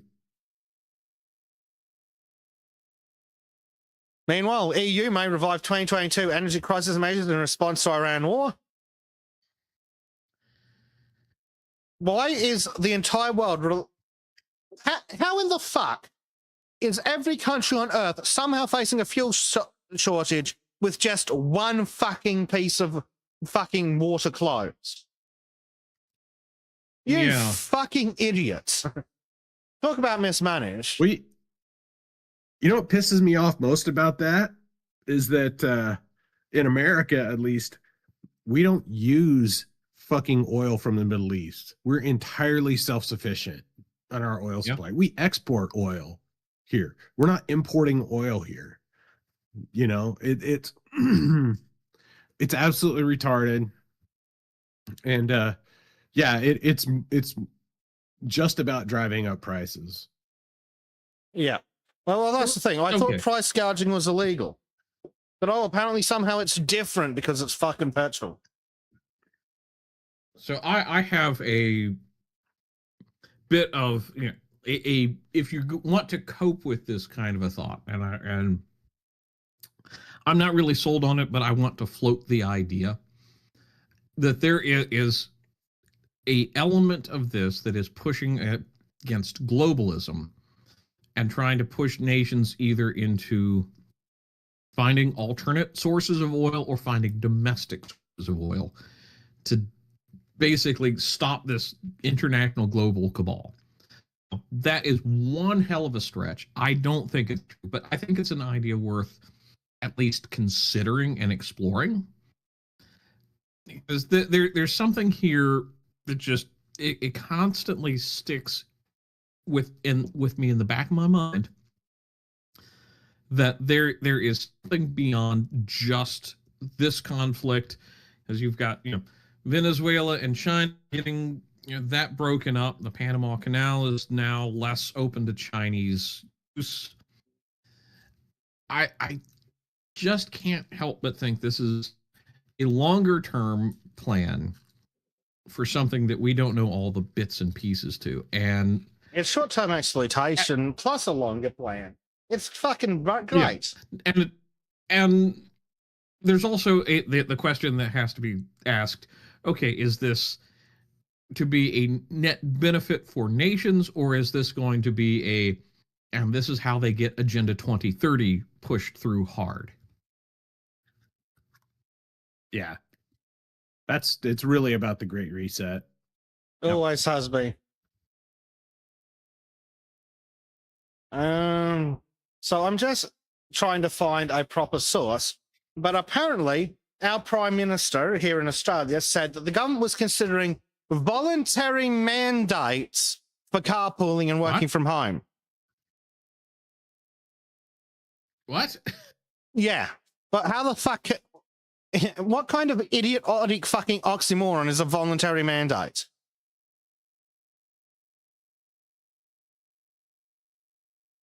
Hmm. This hurts my. Yeah. Oh, we're going to mandate it, but it's going to be voluntary because we want all you useless fucking sheep to go along with it like you did during COVID. Because the fucking tyrants here in the government got a fucking taste of the totalitarian fucking pie, and now they want the whole fucking thing.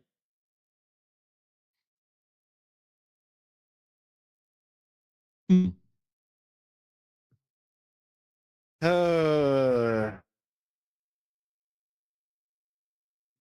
Absolutely fucking ridiculous. But hey, don't worry. New South Wales Premier calls for COVID-style protocols as fuel crisis explodes. So you have to wear a mask to pump gas, or maybe your car. I think you've just got to kill Jesus yourself. Christ. Yeah. With that's government assistance. Yep. A key state premier wants states can't act alone as hundreds of stairways run dry and fears grow over what comes next to rise of drivers. Oh, you mean the fears that the government's taking? The same government that said that we had like 6 months of diesel, even if we lost 20% of our supply. Yeah. Some stupid video that's got nothing to fucking do with it. So, yeah, New South Wales Premier, fascist dipshit, has called for COVID-style protocols to manage the escalating fuel crisis, raising the prospect of national rules for fuel rationing and work from home, as if the government should have any fucking authority to ration fuel. You don't own it. Go fuck yourself. And we know they don't own it because they gave all of our fucking oil to the Chinese. The fuckwit told New South Wales Health there's a principle of the state that we think is important. Well, guess what, dipshit? I don't give a fuck what you think is important.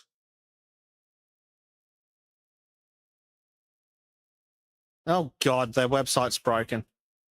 And some petrol stations have no fuel. Yes, I'm sure this wasn't entirely driven by panic buy.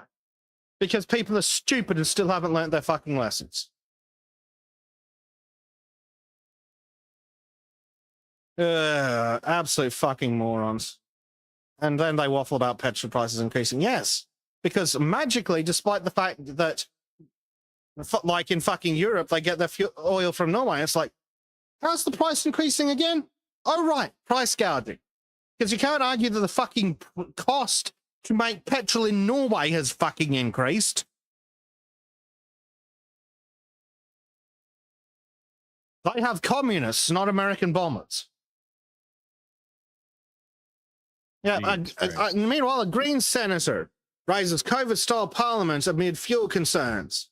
He's urged his parliamentary colleagues to scale back and lead by example. Well, you fuckwits don't do anything of value any day of the fucking week.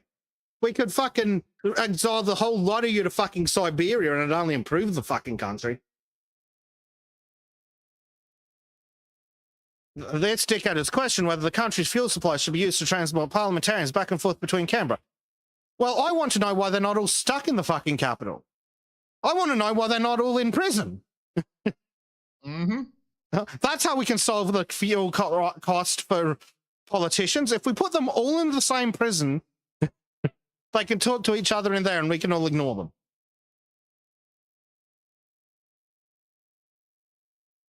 But don't worry, I'm sure that the politicians will continue to charter private flights around the country. And then argue that because aviation fuel's different, it's fine. Meanwhile, the experts are at it again. Trigger for fuel rationing is not a precise date. So you have no idea how much fuel the country uses per day or how much it's importing. So you know nothing because you're morons.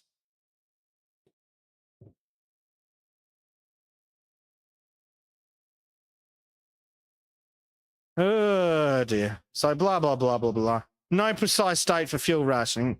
Yeah, because the government gets to decide when I need to travel, because they got used to that during COVID. Oh, you don't need to go out. It says who? Who the fuck gave them the authority?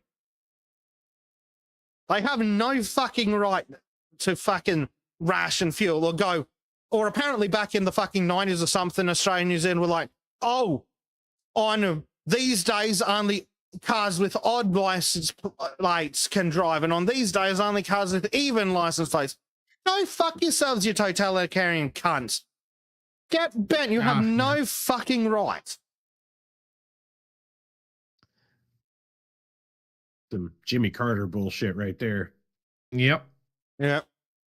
Because I just did a quick refresh of my memory on the 70s oil crunch in the United States. And there's a certain little starry country that had a great deal of influence. And then another mullah country that had another great deal of influence with these crises. And those two countries seem to be fighting right now. Just yeah. Well, here's an interesting number for you. Australia produces approximately 300,000 to 400,000 barrels of oil per day, and yet we export 90% of its light crude oil. How's that work? Oh, there's a fuel crisis. Yeah, because you cunts are shipping our oil overseas. Why the fuck aren't we processing it onshore? Oh, but if you process it onshore, we have to move the magic fucking carbon number from the Chinese box to the Australian box. How about we burn the fucking politicians for energy?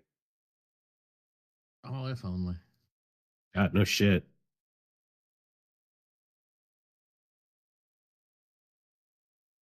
And of course, Australia doesn't keep even the fuel reserve that we were supposed to, because, again, successive governments run by morons. Here we go. Here's the big one.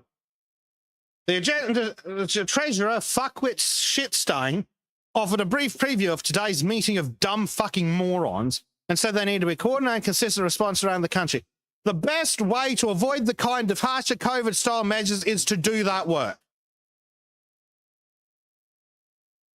And the better we do on the front end of this challenge we have in our economy, the more likely we are to avoid some of those harsher measures and restrictions down the track. How about you all bud dry yourselves? That's the best way for a politician to end a speech. Yeah. It should be mandatory, in fact.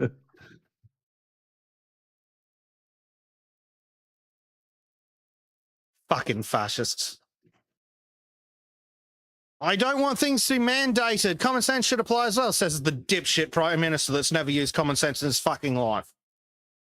Why are you talking about COVID-style mandates? Are you pre-programming that into people's minds by bringing them up? Who the fuck? It wasn't the fucking public that brought them up first. It's the government bringing them up to get people used to the fucking idea. Oh, you all didn't behave and share, so now we need to restrict you to only traveling within 15 minutes of your house.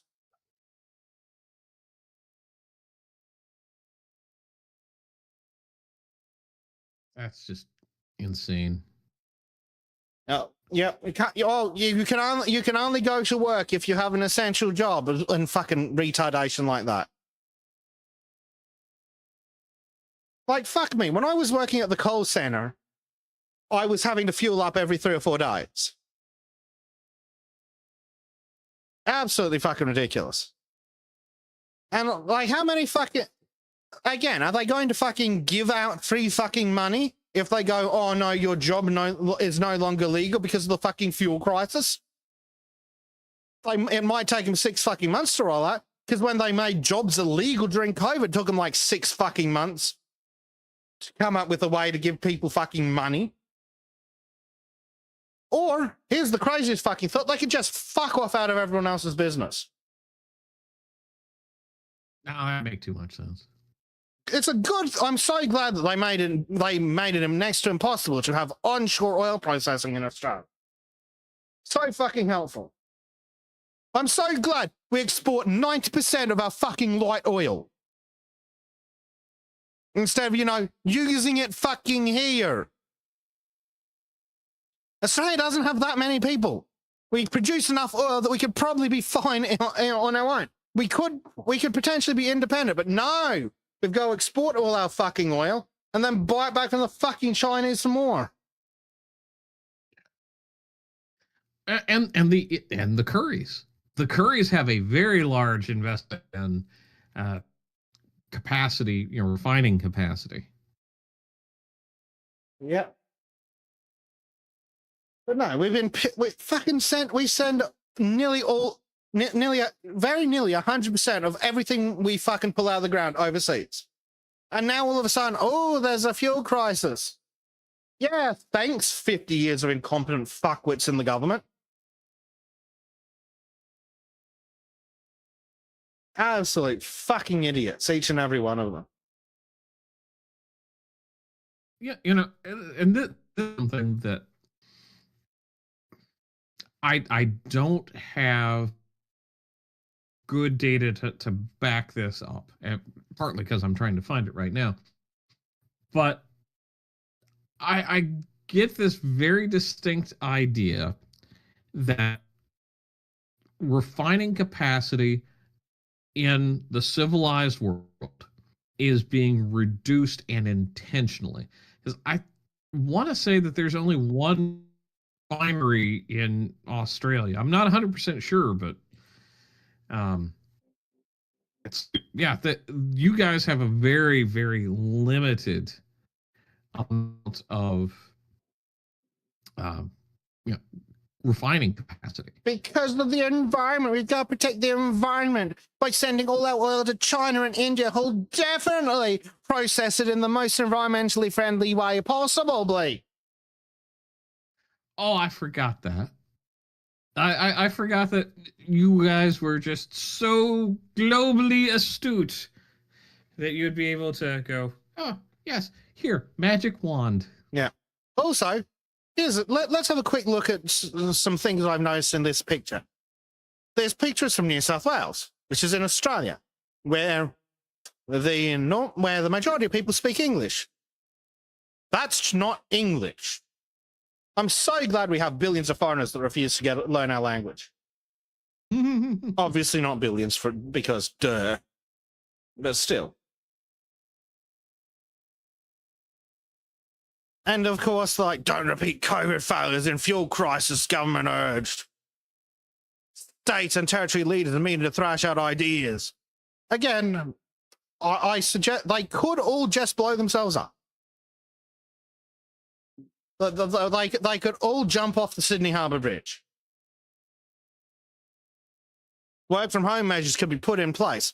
That's great. What if you can't do your work from home? But I'm sure the fucking tradesmen are going to love all these fuel restrictions. Oh, can't go to work because I can't fill the ute up. Oh, but you don't need to be ute. Okay, cool. Let me just put fucking 600 kilos of tools in a fucking shopping cart.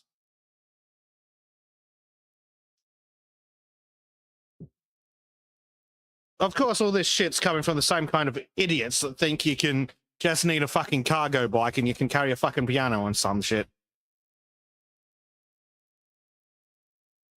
I actually got into a debate with an absolute fucking retard.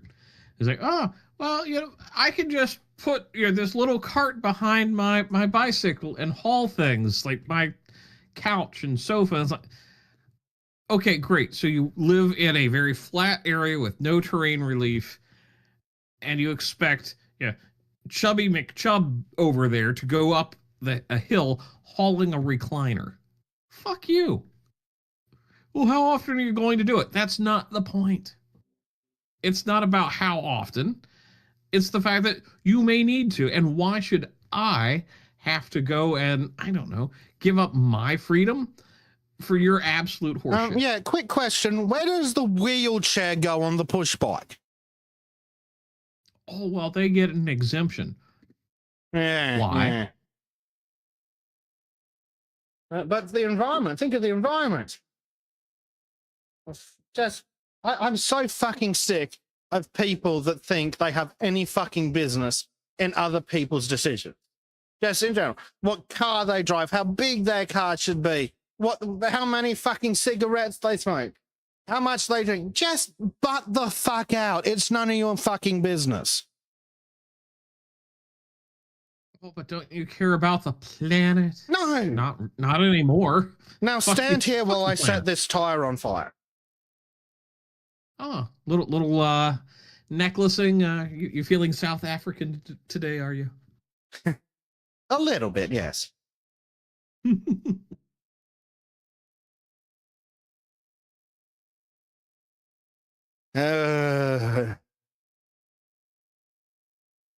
But yeah, I'm so fucking glad that my dipshit country exports all its oil, then imports it back from fucking Asia via the Middle East.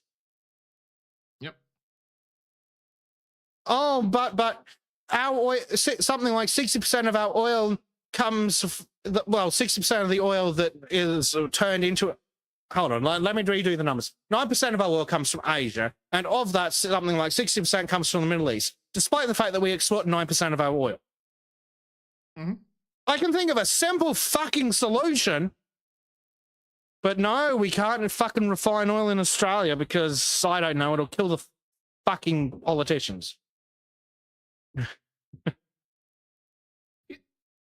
you know what's really crazy?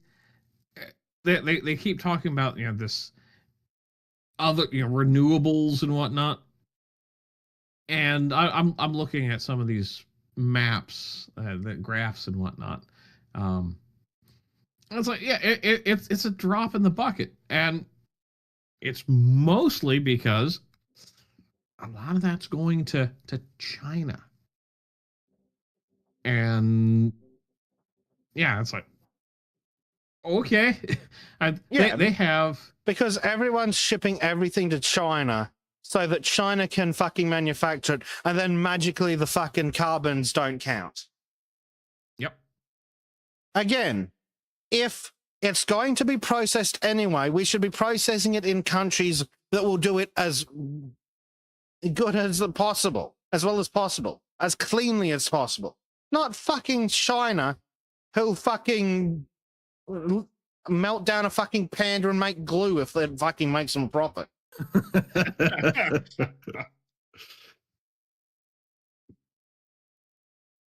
It's remarkable, and this is the IEA, I think, is International Energy Association. But if you go to, and it's got refinery capacity and exporters and importers, and it's like, oh look, the United States, while they're doing a lot, we keep most of it domestic. Yeah, which is a good thing. Which I wish other countries would do. Look, net exporters. Saudi Arabia, Russian Federation, Iraq, Canada, UAE, Kuwait, Iran, Nigeria, Kazakhstan, Norway. Net importers, China, India, Japan, the US, Korea, Germany, Singapore, France, yeah. Meanwhile, Australia, being relatively small population-wise, doesn't even make it onto the lists. It's just world electricity generation by fuel. Oh, look. Renewables are achieving fuck all. Yeah. And if you go down into that, where it talks a little further about producers of electricity by source. Oh no, look at that. China, coal. Yeah. And renewables, but yeah. It's like, holy shit. China is using 4,773, or producing, what is this, like terawatts or something? Terawatts per hour. Yeah, terawatts per hour. 4,773. Meanwhile, Australia, 158. But oh no, Australia has to spend trillions of fucking dollars on fucking renewables to save the fucking fish or something. Yeah. Not even a fucking percentage of fucking China. Well, it probably is. It's some more percentage, but it's no fucking like Australia's literally irrelevant next to China. Shit, the entire world is irrelevant next to China. You add up all these fucking numbers and it's barely China. Like, And yeah, so it's amazing to me that nobody wants to address China when it comes to, oh, well, we've got to go and do the Paris Climate Agreement and blah, blah, blah. It's like, no, fuck you. yeah, well, we're doing this No. dumb shit. China's going to continue to make our production economies irrelevant. I'm so fucking glad we're going to lose the fucking economic war against China because some fucking idiot wants a number on a spreadsheet to be smaller than it used to be. Yep.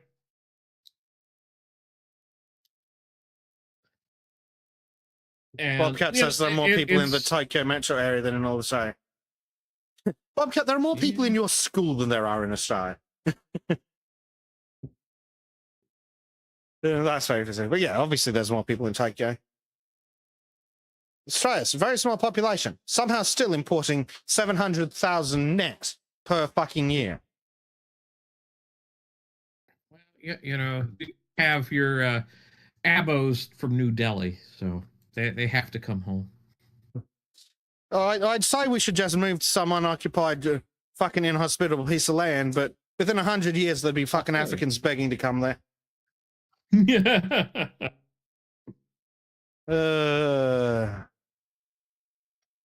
Anyway, enough of that. Yes, I'm going to be so fucking thrilled when I can't do shit I want to because the government says I'm not allowed to leave the fucking house because the fuel is fucking wrong or some shit. Because they mismanaged the fucking oil in this country for fucking 150 years. We say mismanaged, but they're managing it exactly how they want to. Yeah. Right? Like this. Well, yes, but it's mismanaged There's compared no to their mistake fucking about job. any of this shit. Yeah, they're doing it intentionally, we know, but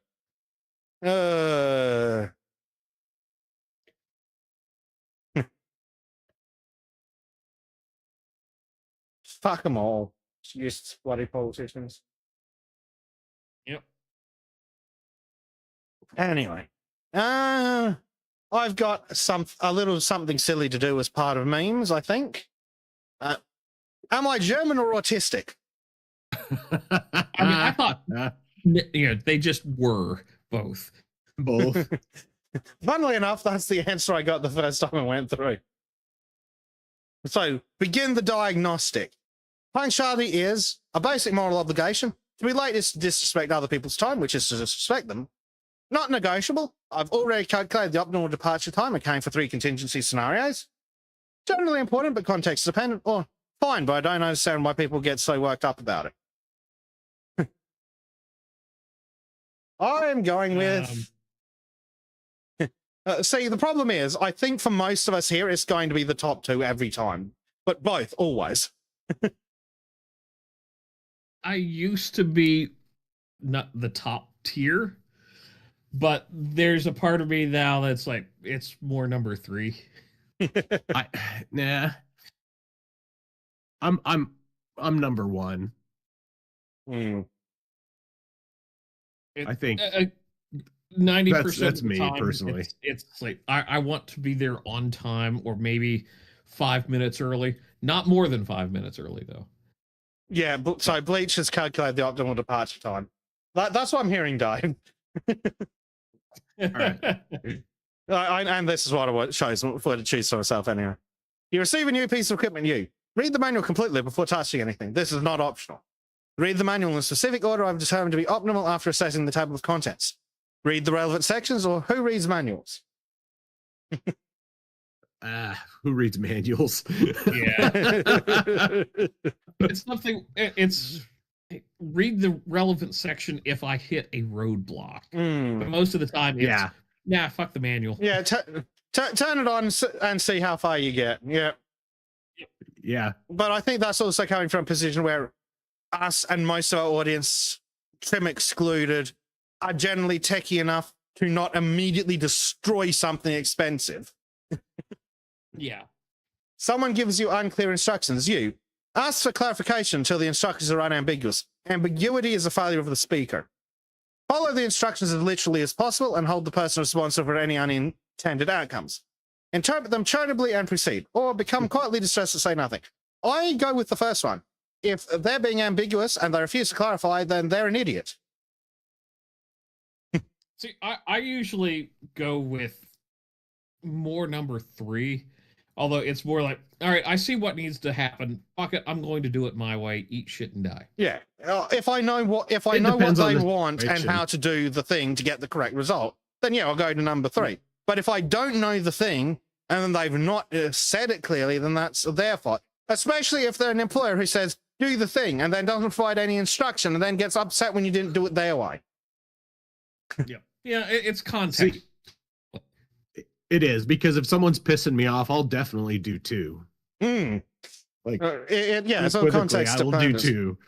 What I like, I'm with the first one on the ambiguity is a failure of the speaker part, by, especially if you ask for clarification. Because that's all. I think that's always true, but then all of these apply basically depending on their response to that one.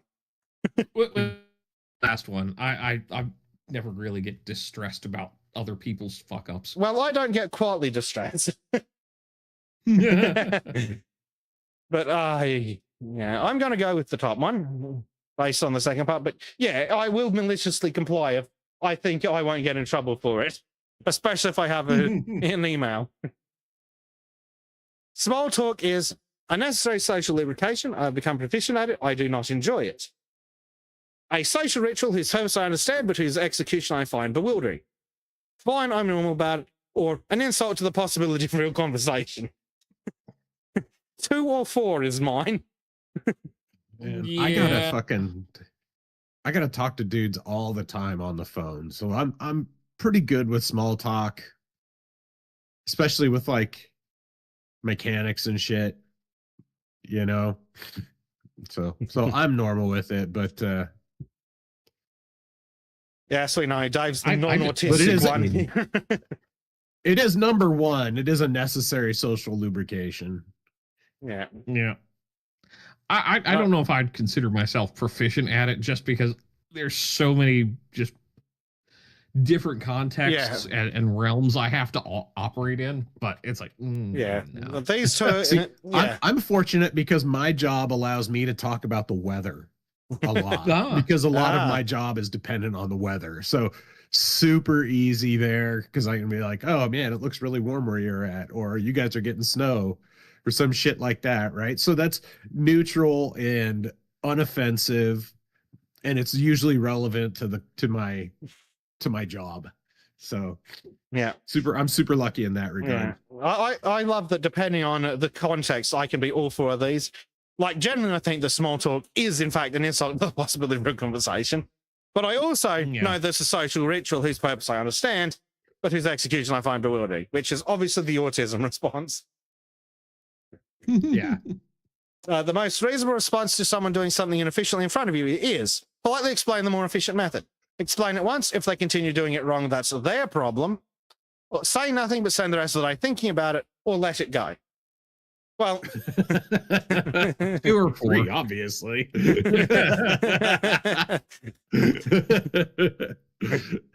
Yeah, I could say that, like, but then I'm always flipping people off when I'm driving. So 3 is like the least reasonable, because that achieves nothing except traits from your ability to do things. I'm kind of like a 2. I'll explain it once, but if you're doing it wrong, whatever, it's your problem. Right. Yep. Yeah, I think most people are like a 2. Your relationship to rules is best described as. Now, this one is interesting, because if you know, I know how autistic people are supposed to answer, but I know how we think politically. So your rules exist for reasons. When the reason no longer applies, the rule no longer applies. I decide when that is. Rules are rules. The rule is the rule, regardless of the context. That's the point of rules. A rule is a rule unless the rule is wrong, in which case the rule must be argued against formally. Or I follow rules because social cooperation depends on it, not because I think they're inherently binding. And again, I'm a 4. Yeah. Yeah. Yeah, I mean, I one, think that, one or four. I'm more of a four often. yeah, and again, like all of the above, really. Well, all except number 2, but yeah. I follow Yeah. rules because social cooperation depends on. Yeah. Yeah. But when a rule's bullshit, then we fight against it. Like all the COVID shit. Is there a better way to do something you've been doing wrong for 10 years? You update immediately and never do it the old way again. Update immediately and feel a genuine sense of relief that the world is no more correct. Update gradually because changing habits is hard, or feel briefly ashamed about the 10 years, then update.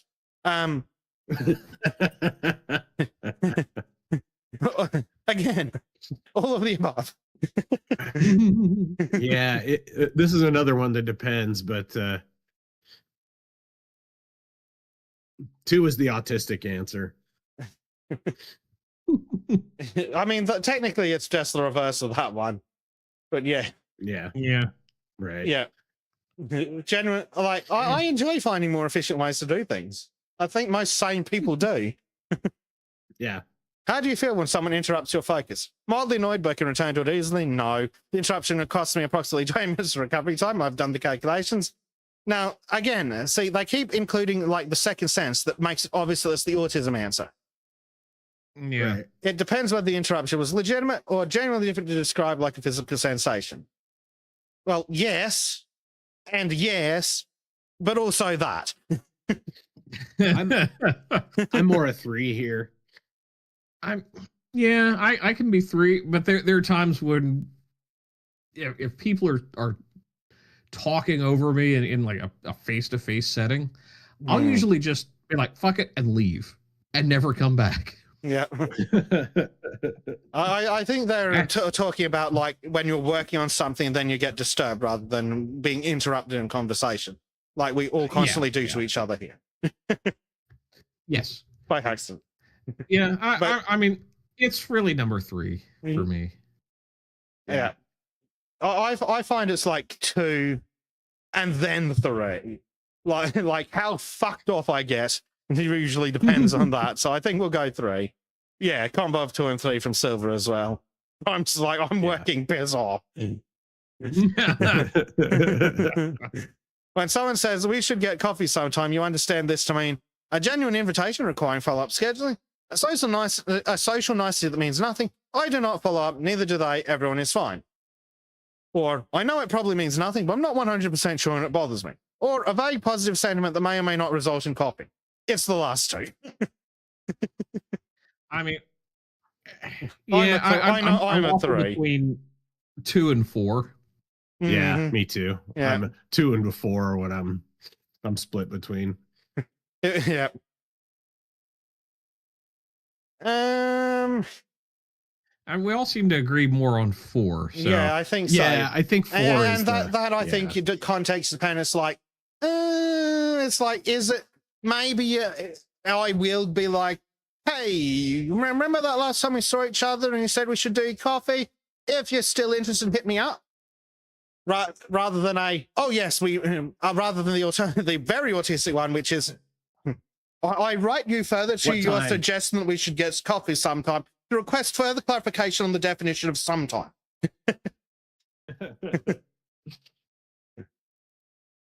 Your position on separating personal and professional matters is, oh boy, absolutely. They do not mix. This is not negotiable. Or I have a strong preference for separation, but I understand the real world is messier. I find the boundary confusing and tend to be either too professional and personal settings or too personal and professional ones, or context dependent. I can navigate both. A combination of all of the last 3. Yeah. Well, I don't know. I mean, for me, it really depends on the workplace. Yeah. That doesn't Because depend some a of them, lot. it's number 1. For sometimes, Oh, yes. it's like, no, yeah, I only go by last name with those people. If hell, that's the way I am with doctors too. You know, oh, Mr. Demon. It's like, or yeah, oh, Bleach. It's like, no, it's Mr. Demon to you. Thank you. Yeah. You know, until just recently, I was a 2, or a 2 or a 4, but you know, recently because my boss was a dildo, I go with 1. Yeah. You guys lost the privilege to my personal life. Yeah. Yeah. But So- two is the real. Two Yeah. is the general purpose answer. Most of us in shit jobs are like, no, fuck you. You don't even, you don't need to know anything about me. I have annoyed right. so many fucking managers when the clocks hit 5 and I'm out the fucking door, like, oh, we're getting drinks after work. I don't care. Yeah, I'm done. See ya. And I tell you, one thing that when I was single, I would be more apt to, oh yeah, let's go out for drinks. Now it's like, no, I have somebody to do things with that's more fun than you, and nobody is going to get HR involved. Well, do you want the true autistic answer? You're all fucking boring. I would rather stare at a fucking wall than talk to you. I'm going home. Well, Yeah. and I've worked at places that were like, oh, we're family, blah, blah, blah, really close. An And abusive then they one. fucking laid me off. Right. Huh. So like for all my company events now, I RSVP tentative. It's like, yeah, maybe I'll show up. Yeah, I'm with Prime You as know, well. like- Prime says he might go to a dinner the company pays for, eat, then piss off before they start the talk. I've done that to bosses too. Oh, we're having a team dinner. Is the company paying? No, then I'm not going. Yeah, not gonna be there. See ya.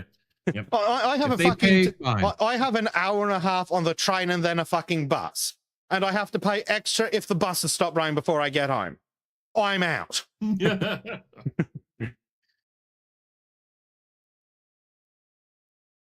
When you know a lot about something new, this is the fun one. You share relevant information when asked. I don't volunteer it unsolicited. That would be presumptuous. Or have to consciously stop myself from saying everything I know about it.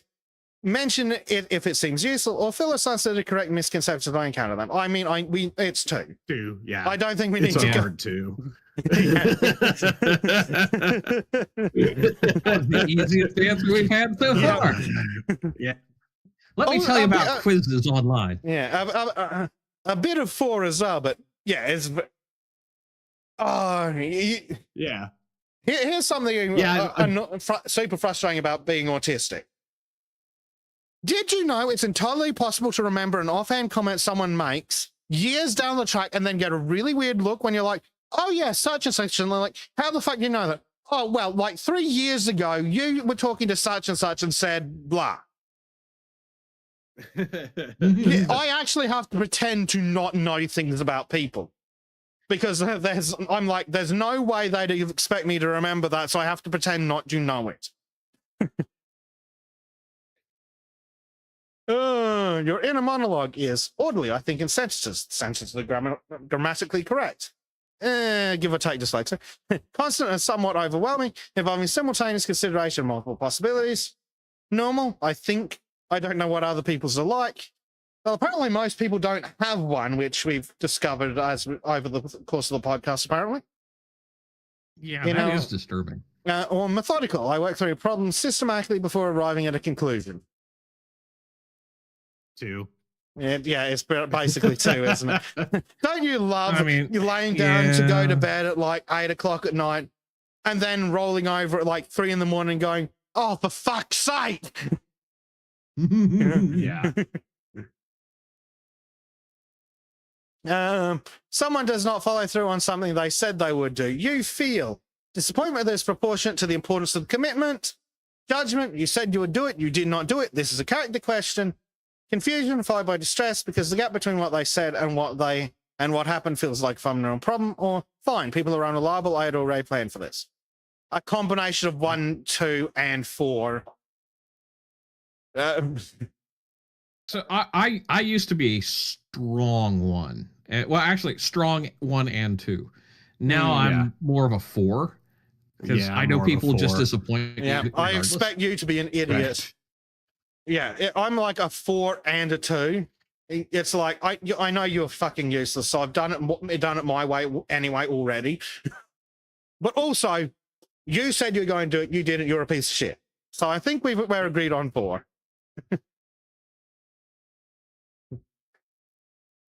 Your approach to an interesting topic is best described as read the best books, form review, move on. Become extremely knowledgeable about it for a period of weeks or months, then possibly move on. or thorough and systematic because understanding something halfway is worse than understanding it all, or develop a sustained interest that remains active for years alongside other sustained interests. It's 4, isn't it? Well, mine's a 2.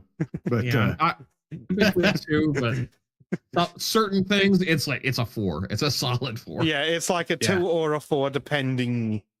Maybe go with the then possibly, because that includes the option of possibly not. yeah, but- because I learned a lot about the French Revolution, and I'm not going to give a shit about it in 3 months. Yeah. Yeah.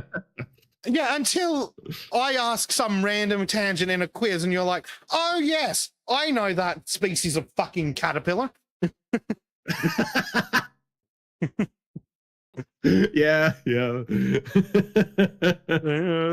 That's fair. The real problem with the world is people don't think things through properly before acting. In precision, in language, in thought, in action, everything else follows from this. People say one thing and do another, or rules without reasons, and reasons without the courage to follow them to their conclusions. Yeah, where's the option for all of the fucking above, always, all the time? Yeah. I'm Yeah. saying number 4. I'll go with Yeah. 4 too. Yeah, I think All so. right. And we get Now my father's a solid autistic. 2. Just barely. Yeah, It's only edging out German by a little bit. just a little bit. Interesting. We're more autistic as a group than I was on my own. Yeah, Monkey Yeah, got a both Right. as well. And there's a bunch of those going around in general. Yeah, I'm not surprised, especially for that one. We're like, yeah, so definitely 2. No further questions. But I thought that was just a fun little aside. And now for memes. We have memes, motherfuckers. All right. He says as he starts scrolling to the top of memes, going, holy shit, when did there so many get in here? I dumped so many in the fucking chat. Oh, God. I tried to keep them separate, though. I don't like throw them all in one giant message. You mean where it's undetermined stops and where it begins? Yeah. And then I have to open each image individually to see if that's a tit or not. People who dye hair in unnatural shades show high rates of mental instability. I love that there's research that proves that. Yeah, right. I mean, Not it goes even a in the meme, that's no horrifying. shit box, but I love that there's research that confirms that people with quad hair colors are crazy. Oh dear. Here we go. No system based off honesty and trust survives contact with the third world. Yeah. Yeah. Take me seriously and get into fight with strangers.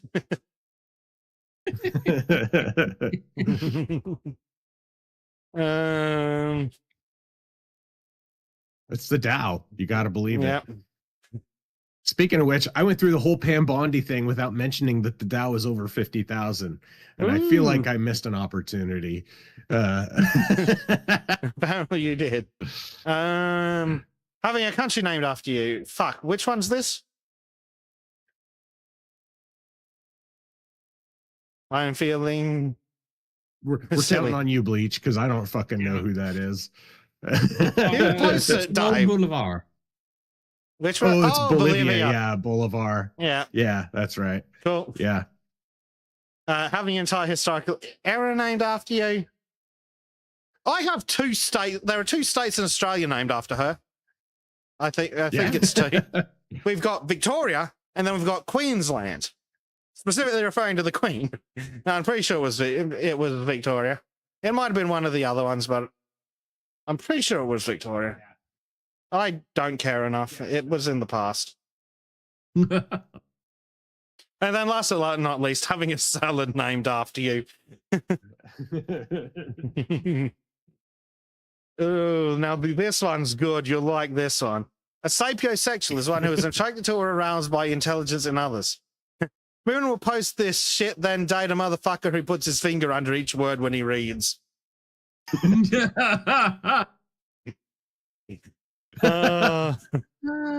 That one's a fucking. Yeah.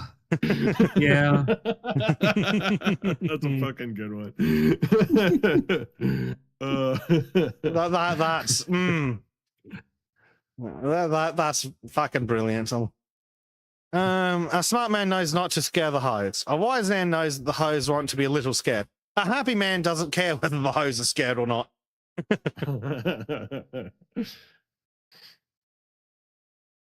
We've got some videos apparently. He's all fine for audio dive. We'll find out.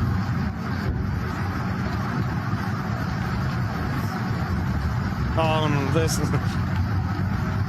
Someone shoot the cameraman.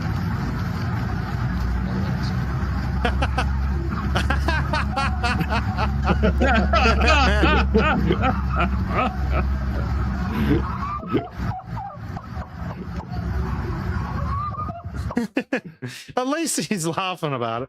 Well, I don't know why you'd bother with the tappy taps of the feet.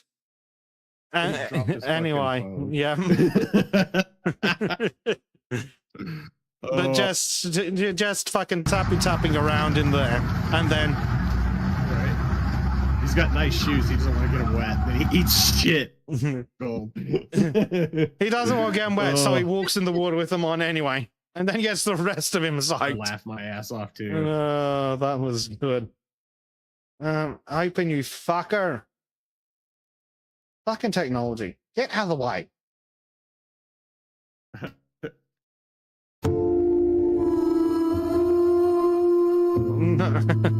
No.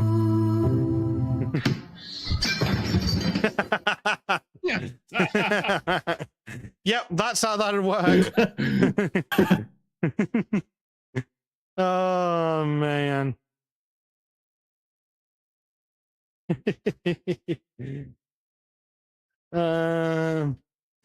Here we go. The Dwarves of Khazad-dûm, New York City Jews and Hamas. Gold, bearded women, CIA funds, and tunnel maxing.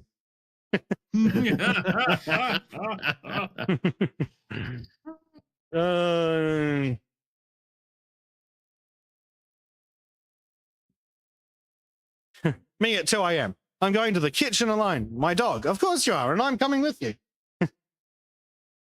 Yeah, that's my cat. Yeah, my cat too. My one-eyed cat. What, Oh, you're going to the kitchen. You're gonna get something for me. No, bitch, fuck off. I just want to use the trash can. Yeah, I've got I've got a screen door into the kitchen to keep the cat out of the sink, because cats like to walk in the sink because they're fucking weirdos. So when I go out at like in the middle of the night and I don't want to turn the lights on and I'm fighting my way to the kitchen, it's like trying to look for a fucking black cat before I open the door.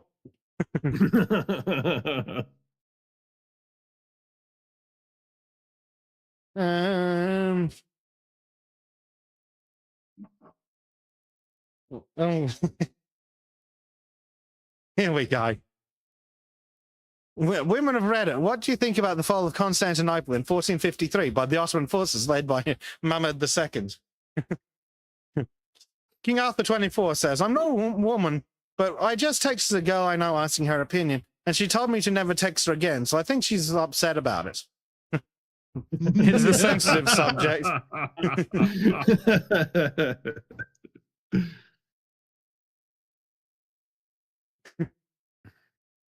Okay, here we go.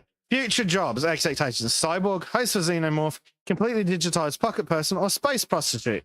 Future jobs, reality. Witch, biomechanical folk singer, the guy who knows how to grow food, and listening for sounds in terror. I'm going to be the fourth guy. I'm going to be listening to sounds in terror. Yeah. I'll probably be number 3. I'm going to be the fifth guy, this guy. This is your reminder that you don't have enough ammo. This is always, but the key to that is you find someone who has more ammo, and then you can take their ammo off their steaming corpse. Yep. Right. Women will never understand the boys' group chat. Which one of you deadbeats sent my mum Valentine's Day flowers? This has Kevin written all over it. Kevin, shooters shoot.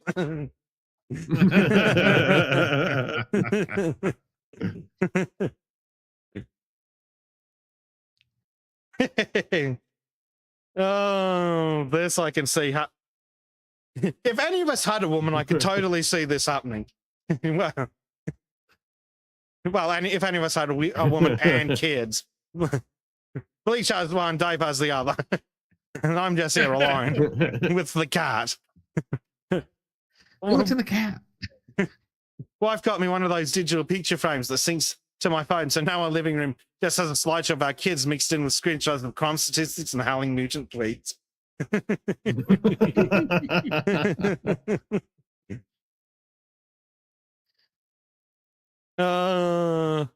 Everything reminds me of him. Nipple lights. That's one of the funniest revelations of the week.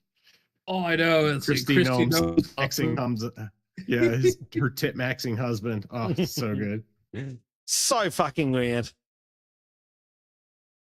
And Dave's favorite video of the week, apparently. If the wood is wet, you're gonna have to. But like I was saying, if you got the wood is gonna have. If the wood is wet, you have to get it. Okay, what, Baba? Real.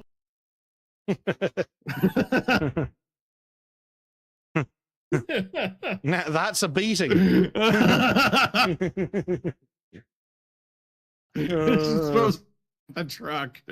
So fucking.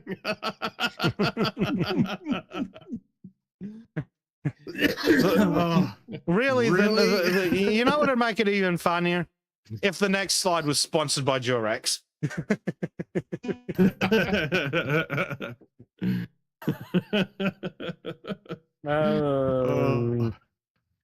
What troubles you, child?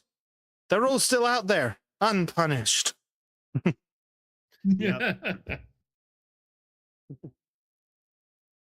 Breast or thighs? Me. Personality, KFC star.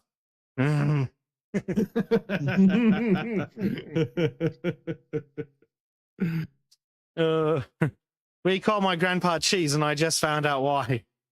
Mom says I'm the reason everyone calls you Cheese. Is that true? Yeah, I wanted to be called G, short for grandpa. But when you were little, you thought G and cheese were the same word. You just started yelling cheese every time you saw me.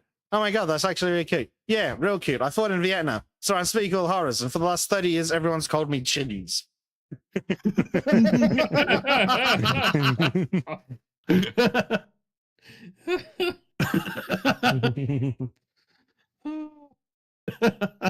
Oh dear. All right. And the meme from the Twitters, an Easter meme classic, apparently. Easter Bunny,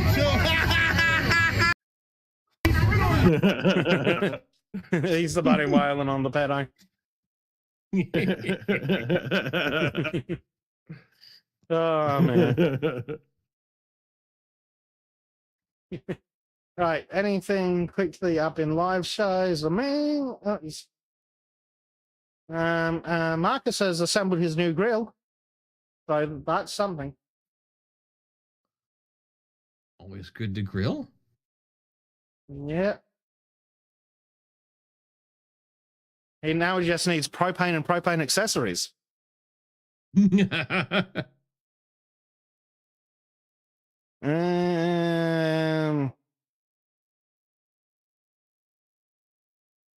Oh, I like the fact that the brand of grill is Mephisto. yeah. There's one last meme I like, because it's also very much on topic for us in general. Some loser. Tomboys are the grossest fucking aesthetic. Either transition to male or step out. No, you can't just like boy things without irreversibly mantling your body. Haha, mud goes sploosh.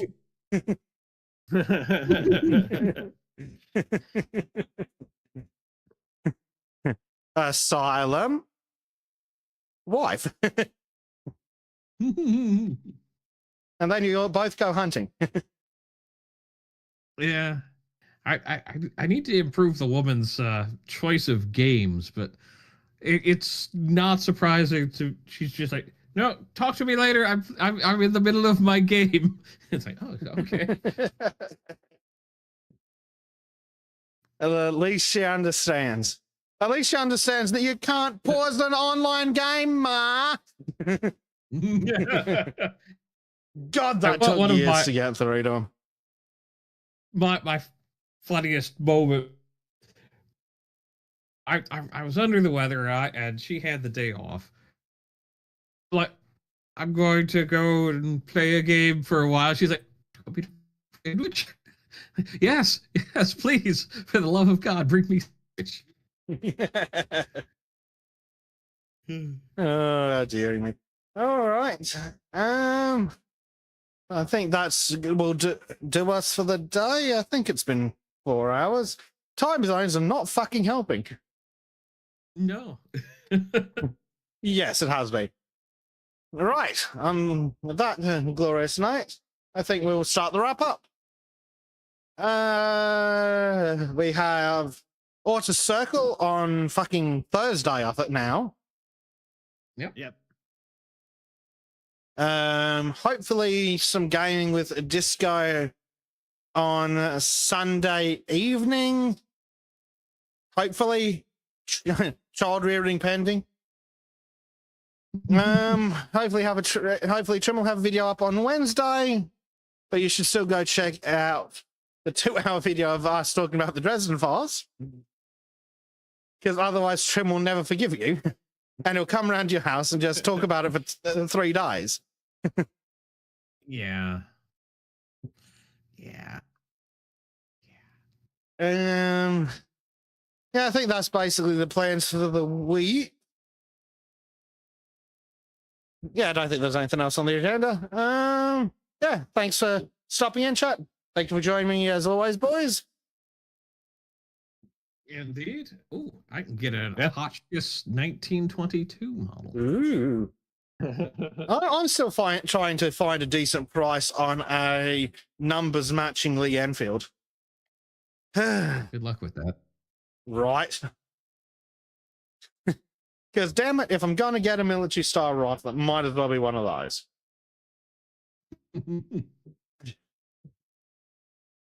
Dear. Alrighty, folks. We'll see you all on hopefully assorted other streams. Otherwise, we'll be back here 2 p.m. London time every Saturday. Shadilay, folks. Shadilay. Shadilay.